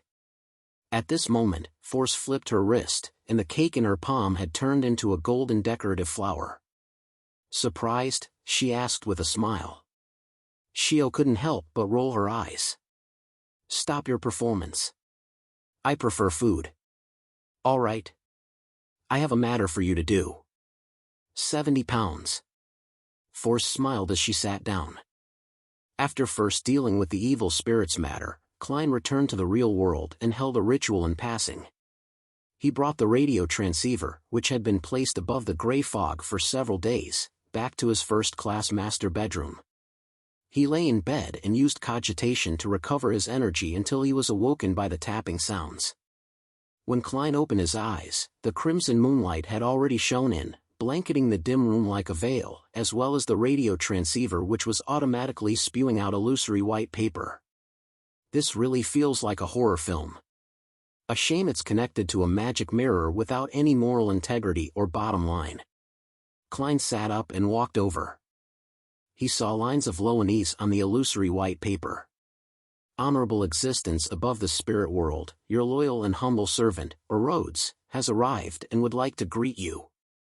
Do you have something you would like to test me on? Look at this, look. This is what I call smooth talking. This is what a professional is like." In that instant, Klein really wished to pull Darkwill into the room to witness the magic mirror's art of communication.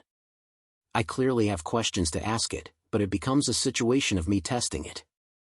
And it even threw in a question. Klein controlled the curling of his mouth as he replied in a deep voice, "Yes. Please speak. The ignorant and limited Rhodes is ready." Amidst the tapping sounds, the illusory paper no longer produced Loanese, but instead produced a fawning smiley face. This is already the emergence of emoticons.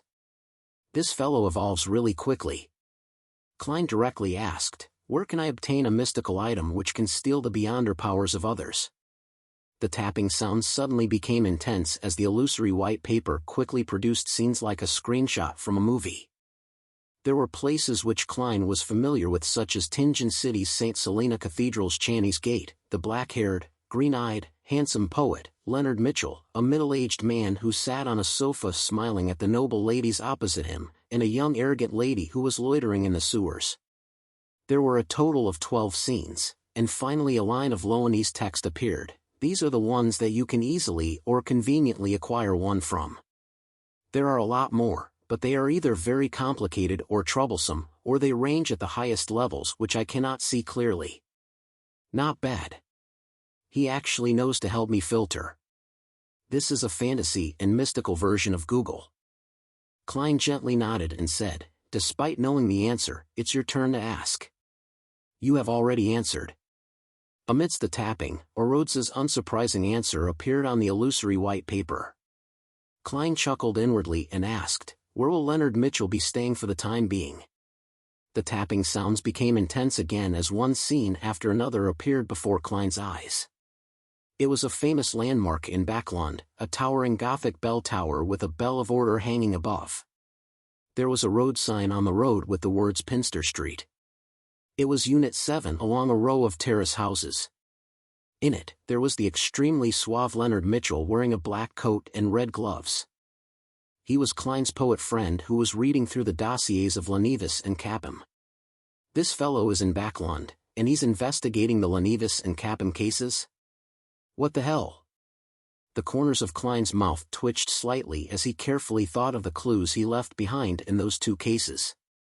The only clue is that Detective Sherlock Moriarty is involved in the two cases. If Leonard enters Daisy's dream, he should discover this point. But, I already kept a beard and had a pretty good disguise back then. It's unlikely that he can recognize me in the rather blurry scene in the dream and portraits. As long as he doesn't recognize me, it doesn't matter. What does problems with Sherlock Moriarty have to do with me, Gehrman Sparrow? Klein retracted his thoughts and memorized Leonard Mitchell's current residence. 7. Pinster Street, Backlund. He planned on entrusting the Moon Emlyn White to visit Leonard Mitchell the day after tomorrow and use the badge of the Hermits of Fate to purchase a mystical item. I hope my dear poet friend has additional items to spare. If not, the price will definitely be at a premium. Klein tersely answered and said to the radio transceiver, it's your turn to ask. He was honestly curious as to what Rhodes would ask this time. Amidst the clacking sounds, the radio transceiver spewed out new illusory paper. On it was a question composed in Loanese. Great Master, Leonard Mitchell has a huge secret. Do you wish to know? This can also be considered a question. Klein raised his head in amusement and surprise as he looked at the crimson moon which was silently illuminating the dark sea. Soon, he honestly gave an answer. Yes. Chapter 609, Paying a Visit. Amidst the clacking sounds, the radio transceiver spewed out a brand new piece of illusory white paper under the crimson moonlight in the dim environment. Inside Leonard Mitchell resides an angel from the Zoroast family. He once changed my question. Angel? There's an angel residing in Leonard's body? An angel from the fourth epoch's Zoroast family? Although Klein was mentally prepared to hear an incredible secret, he was still shocked by what Rhodes divulged. He was deeply concerned and surprised as well. An angel referred to beyonders at sequence 1 or 2, making them rather close to the state of a true god.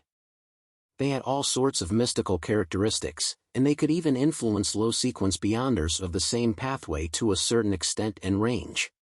They were mighty figures who stood at the pinnacle of the real world. In the various churches, only their popes, pontiffs, patriarchs, as well as certain legendary ascetics were grounded angels. Therefore, Klein believed that being latched onto by a parasite of this level wasn't a good thing. In the Dark Second Epoch, the angels all had their divine names, and they were subsidiaries to the ancient gods.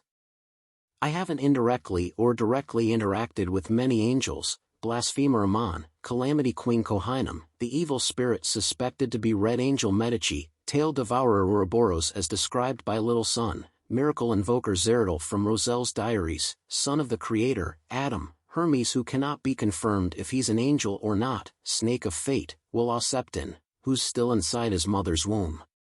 Apart from the last two, the others appear to be very evil. Even the words they leave behind might make the reader go crazy or lose control. Would my dear poet ultimately end up as a sacrificial item of this angel parasite?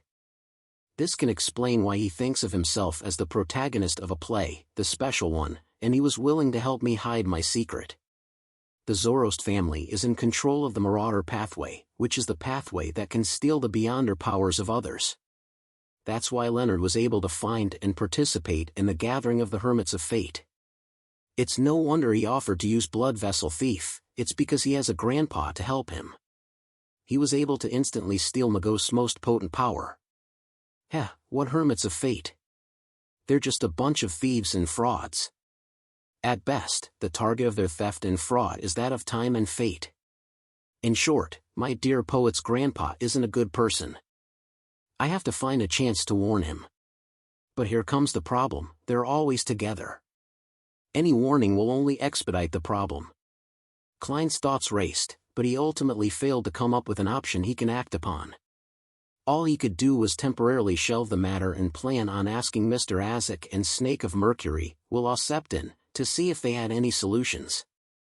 In those few minutes, he even thought of using Blasphemer Amon. To put it simply, it was to divulge information to the Son of the Creator that the angel from the Zoroast family was residing in Leonard Mitchell's body, getting him to eat up the parasite. According to what Klein knew, the Amon family supported the Tudor Empire during the Fourth Epoch, while the Zoroast family belonged to the Solomon Empire, making the two enemies. Furthermore, according to the law of Beyonder characteristics conservation, powerhouses from the same pathway would have greater conflicts the higher their sequence was. This was akin to the battle between the two Snakes of Mercury. Unfortunately, this solution was restricted by reality and was ultimately abandoned by Klein. This was because he didn't know where to find Blasphemer Amon. Secondly, he was afraid that the battle at the level of angels would directly destroy Leonard Mitchell. And thirdly, a powerful Amon might be a very bad and serious matter. I'll first get Emlyn to attempt the transaction and observe the actual situation. I can decide on what to do when I know more. Klein retracted his thoughts and said to the radio transceiver which was connected to a Rhodes, "Ask your question." The clacking of the radio transceiver became increasingly brisker as the illusory white paper was gently spewed out. "No, there's no need. This is an addendum to my question which doesn't need to abide by the rules. Great Master, I sense a special item outside your room, but I am unable to see through it. Can you tell me what it is? This magic mirror is impressive. It seems to be able to see everything. It just suffers from interference when it deals with high-level matters as though there's a mosaic." Klein calmly replied, "Die of probability." Amidst the taping sounds, Rhodes presented new words on the illusory piece of white paper. "So it's that thing. Great Master, you can ask your question." Klein thought for a moment before saying, "What do you have to mention regarding the die of probability?" At this point in time, the radio transceivers seemed to brighten up and no longer looked as gloomy as before. The speed at which illusory white paper spewed out slowed down. "It's a fellow that's especially petty and bears grudges. Master, you have to quickly give it to someone else. It's an item formed from the uniqueness of the Wheel of Fortune. You can give it to any other Snake of Fate and they will be very grateful. In short, it's not suitable to be your servant. The aura is dissipating. Your loyal and humble servant, Rhodes, has no choice but to leave. Finally, let me praise you once again, my great master, the ruler above the spirit world. Bye-bye uniqueness. The die of probability is actually the uniqueness of the monster pathway. This is the first time I'm encountering a so-called uniqueness. It really is terrifying that can digitize the entire real world. The monster pathway is also called the Wheel of Fortune pathway. Sequence 0 is the Wheel of Fortune? Klein looked at the radio transceiver which had returned to normal, and he temporarily reined in his thoughts. He didn't harbor any greed towards the die of probability. This was because it wasn't part of the seer pathway, and it came with extremely terrifying negative side effects. He was also afraid that, with time, this die which bore grudges would attract Tail Devourer Ouroboros over. Even if this thing can be isolated and sealed when placed above the gray fog, there's a high chance of it digitizing the entire mysterious space. In the future, the tarot gatherings might end up becoming a tabletop role-playing game. Klein had never come into contact with items of this level before, so he was unable to determine what would happen if he were to throw the die of probability above the gray fog. He decided to continue intimidating the die, and he would successfully send it to Orvie Island where there would be Life School of Thought members who had the means to seal it. As for the problem of the mission exceeding the payment he would receive, he didn't mind it. This was because the greatest benefit he would gain was the friendship of the Snake of Fate Will Septon. Backlund, Harvest Church. Emlyn White held a strange badge which was the size of an eyeball and chuckled inwardly. The world sure is long-winded. Isn't it just finding a nighthawk named Leonard Mitchell at Pinster Street in Northborough? He even specially emphasized that the person has a secret and that there's a high chance of me being pulled into a dream. This is showing doubt in my abilities. Emlyn stood up and changed into a tailcoat and white shirt. He then turned his head to look out the window. Heh, he has a secret, while I have mine. I dare bet that Lord Nibs or other earls are secretly watching me. If anything were to happen, they will definitely provide me with help to a certain degree. Being pulled into a dream. Emlyn contemplated for a few seconds before using the materials which were rich in spirituality to concoct a blue medicine. Putting away the bottle and medicine, he picked up a silk top hat and walked out of the break room. After bidding farewell to Bishop Utravsky, he left the Harvest Church. It was still morning, but Backlund's sky was gloomy. There was a faint fog that spread like water. Emlyn squinted his eyes and wore his hat, murmuring to himself, "The sunlight is a little blinding." He hailed a rental carriage and went straight for the steam metro station. He spent 6 pence on a first-class ticket to Northborough. This saved him a lot more time than heading straight there. About 40 minutes later, he arrived at his destination and stood outside the door of 7, Pinster Street. Emlyn politely rang the doorbell and patiently waited for a minute. Just as he was about to write a note and stuff it into the hole beneath the door to schedule a better time for a visit, he suddenly heard languid footsteps approaching. Doesn't sound like a servant. Emlyn nodded indiscernibly and took out the medicine he had concocted in advance and cleanly drank it. Then, he watched the door open and saw a black-haired, green-eyed man appear before him. He was dressed in homewear, a white shirt and black trousers.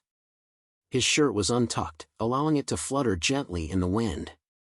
Amidst his suaveness were hints of uninhibited freedom. Although he's a believer of Evernight, I have to say that his looks are barely comparable to a sanguine. Emlyn took off his hat and gently raised his chin. "Good morning, are you Mr. Leonard Mitchell?" Leonard frowned indiscernibly as he looked at the handsome, red-eyed gentleman. He raised his hand to cover his mouth and indifferently yawned. "You are?" "A visitor. I have something I would like to seek your help on." Emlyn didn't reveal his identity as he smiled with a rather obvious arrogance. This attitude gave Leonard a baffling sense of familiarity. It was as though he had seen his former self, the person who always thought of himself as being the most special, the protagonist of this era. He cleared his throat and said, "I'm only an ordinary citizen. I do not accept missions. If you have any issues, then you can find a private detective." Emlyn White smiled and said, "This matter is something only you can complete." He looked to his sides and continued, "I wish to purchase a mystical item that can steal the beyonder powers of others." Leonard's eyes focused as he asked in a deep voice, "Who are you?" At this moment, Emlyn didn't immediately answer. Instead, he surveyed his surroundings and clicked his tongue with a smile. "Impressive. I nearly failed to realize that I had been pulled into a dream." He wasn't in a rush to leave as he took out the small badge he received from the world in front of Leonard Mitchell's solemn expression. Leonard took a glance as his expression eased slightly. He cocked his head slightly and paused for a few seconds. Silently, Emlyn White saw the scene around him rapidly shatter and vanish like shattering glass. Leonard sneered and pointed inside the house. "Let's talk inside." Chapter 610, Throwing the Die. Upon hearing Leonard Mitchell's invitation, Emlyn didn't show any fear. He held his top hat and wore a subtle smile before entering the house without any qualms. He didn't take off his coat, as a potions professor often brought several supplementary items. It wouldn't look pleasant once the concealment of these items was gone. Emlyn sat down with his starched tailcoat, leaning back into the support as he leisurely said, "Actually, there's no need to go through the trouble. If you have it, name the price, otherwise, just frankly say so. Of course, I'm very certain you have one." He chuckled as his bright red eyes reflected Leonard Mitchell's figure that didn't mind the tidiness of his getup. "The feeling of me knowing you have a secret, with you not knowing anything about me, left Emlyn extremely pleased as he felt a strong sense of superiority. Leonard used his fingers to comb his raven black hair and casually sat on the chair opposite Emlyn. He didn't show any panic or puzzlement as he said with a smile, "At the very least, I need to know who wants it. Perhaps it's me, or perhaps it's my friend." Emlyn tipped his chin as he smiled gently. Leonard squinted his eyes as he cocked his head, as though in thought. Finally, he laughed. "All right, since you've already taken out that badge, I'll answer you frankly. I do have a mystical item that can be used to steal the beyonder powers of others, but I only have that one item. If you wish to buy it, 7,000 pounds. No negotiation." 7,000 pounds? A mystical item of this kind is that expensive? Although he didn't have to pay for it, Emlyn was still shocked. He nearly failed to maintain his bearing as a sanguine. He automatically converted how much money that could be used to exchange for dolls and doll dresses. After 2 seconds of thought, Emlyn revealed a smile and said, "I'll consider it. I'll answer you in 2 days." "Sure." Leonard curled the corners of his lips. After leaving 7 Pinster Street, Emlyn hired a rental carriage as though nothing had happened as he headed for the steam metro station in Northborough, before heading back to the bridge at Southborough. Taking off his hat, he looked back at the street which had carriages and pedestrians passing through. Emlyn chuckled and took a step into the Harvest Church. In between a tree and a black street lamp, an inconspicuous shadow suddenly moved, revealing the black-haired, green-eyed Leonard Mitchell. His appearance was silent, but it didn't garner the attention of any pedestrians. "Someone from the Church of Earth Mother?" Leonard frowned slightly as he muttered to himself. He paused for 2 seconds before leaving Rose Street where the Harvest Church was situated. 7,000 pounds? Why doesn't he just go rob a bank? Above the gray fog, Klein, who had received the feedback from Emlyn, nearly blurted out. As Gairman Sparrow, he had previously said something similar, but the two situations and the mood was completely different. Using the bounty of the Golden Dream's third mate, Flowery Bowtie Jodson, as a reference, Klein inferred that a similar mystical item was worth about 5,000 pounds. Even if there was a premium, it would have maxed out at 6,000 pounds. Who knew that Leonard Mitchell would directly ask for 7,000 pounds? Could it be an item left behind from a high-sequence Beyonder, making the act of stealing Beyonder powers just one of its effects? No, if that's really the case, the price would start from 10,000 pounds. My dear poet, why didn't I know you as a profiteering merchant? You clearly exhibit a free and easy demeanor and showed no interest in money. Klein couldn't help but sigh. Since he had a clue and saw a glimmer of hope and how it was something that could be resolved with money, Klein didn't wish to seek out other channels to prevent any mishaps from happening. He quickly calculated his wealth and discovered that it was an acceptable price. Including the 300 pounds advance from the apothecary, the 5,400 pound bounty from Wormtongue, and the cash I got from the bodies, and subtracting the 200 pounds to be paid to Miss Magician, I have a total of 12,767 pounds in cash and 5 gold coins. This isn't including my 3 soldi and 8 pence in change. In addition, Miss Justice will pay the £2,000 she owes me before the end of the week, as well as the £1,800 for the psychiatrist characteristic. I'm actually richer than I thought I was. Even in Backlund, I can be considered a tycoon. Klein inhaled and didn't hesitate any further. He made the cash fly out from the junk pile and land on the table. He carefully counted £7,500 in cash and placed them aside, £7,000 for the mystical item, and £500 for Emlyn's hazardous pay. Sigh, after going through all the effort to go past 10,000, more than half of it will be gone in an instant. Klein conjured the world and made him pose in a praying manner to inform Emlyn that there were no problems with going through with the transaction. 15 minutes later, a ritual was to be held to receive the bestowment from Mr. Fool. In addition, Klein also made the world warn Emlyn to not be in a rush to complete the deal after getting the cash. He had to wait until tomorrow.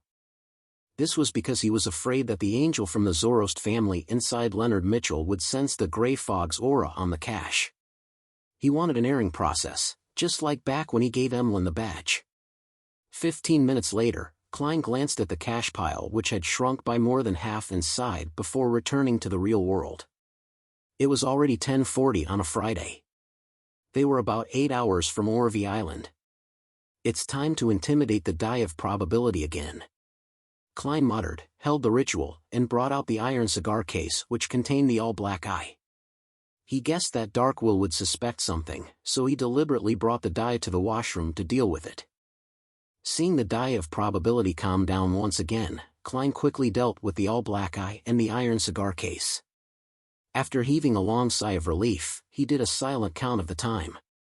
It should be enough to last until Darkwill hands it to the contact.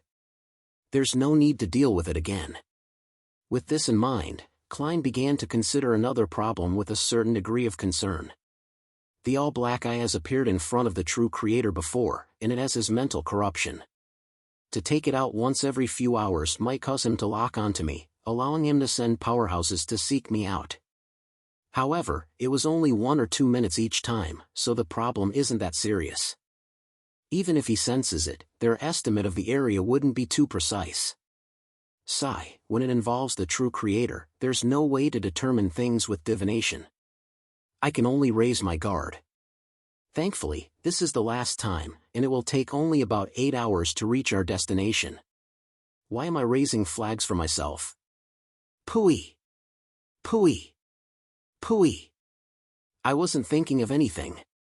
Klein picked up the die of probability and returned to the living room and saw the chubby apothecary slumped on the reclining chair, looking completely exhausted.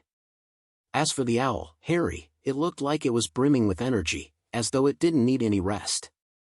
These are the different traits that different creatures gain from taking the same potion? At the very least, Miss Justice has never mentioned that she doesn't need sleep. It's a uniqueness that comes about because of an owl's biological makeup? Sigh, I don't know much about owls. Indeed, I'm just a keyboard warrior who is only a jack of all trades. Klein sat on the sofa and placed the milky white die into the ring box and patiently waited for evening to arrive when the ship was scheduled to dock. Time ticked by as the sun gradually set in the west. At this point in time, Klein, who had his eyes closed, suddenly sat up, having sensed an extreme danger befall the area. It had exceeded a seer's spiritual intuition and the clown's intuition for danger. It seemed to stem from the formless gray fog which strangely rippled around him. An enemy! Tail Devourer Ouroboros or the Aurora Order Saint. Klein opened his eyes as he began considering countermeasures with an abnormally serious expression. Any mistake in a time such as this would require him to consider matters of being resurrected. As for Darkwill and Harry, there was absolutely no way for them to be spared. In the beginning, he hoped that the visitor could only vaguely sense a general area and might not find him or the die of probability. However, when he considered how he was on a ship with no one around on the sea, it wasn't too hard to lock onto a target. The problems would only become worse when that happened, with giving up being the only choice. Above the liner, space was suddenly torn open as an invisible door filled with complicated symbols appeared. Two pale hands reached out from the door and suddenly pulled backwards, allowing his entire body to walk out. He wore a black bonnet and a classic dark robe, a favorite among elders. However, he didn't look past 40. His brown hair was slightly curled, which seemed abnormally hard. Countless illusory images darted across his dark eyes, as though layers after layer of chaotic worlds were hidden within. As Klein's sense of danger intensified, just the change in his expression frightened Darkwill and Harry enough for them to freeze. He didn't hesitate as he followed the plans he had made for such situations. He leaned forward and picked up the die of probability. Determine the outcome of the malefic visitor who just arrived. I want 1 point. Klein said in a deep and soft voice, and he threw out the milky white die. He subconsciously prayed to the goddess, hoping that the die which had recently been intimidated was obedient enough and played a meaningful role. Meanwhile, he appeared extremely calm, to prevent the die from sensing his anxiety and take the opportunity to cause trouble. As the die of probability rolled several times while producing clinking sounds, it fixed at the blood-red 1 point. Above the liner, the black-robed man, who didn't look 40, had the entire liner reflected within his eyes. He emanated his spirituality and scanned the surroundings. He extended his hand to grab the space in front of him as he suddenly pulled a nearly invisible door. The powerhouse stepped in and vanished from the spot. Inside the first-class cabin, Klein immediately felt the danger distancing itself from him. He couldn't help but heave a sigh of relief. He looked at the die of probability on the coffee table and couldn't help but sigh inwardly. If this die didn't have such a negative side effect and could be utilized to its full extent, it would be a divine artifact. As expected of a Grade 0 sealed artifact. As expected of the uniqueness of the monster pathway. Only at this point in time did Darkwill find his courage again as he carefully asked, What just happened? Klein maintained his posture and calmly replied, There's no need for you to know. I understand. The more I know, the greater the danger I'll be in. Darkwill wiped the cold sweat from his face. There weren't any more accidents in the next few hours. After the sun went below the horizon and the sky became completely dark, Klein finally saw a towering lighthouse appear not too far away.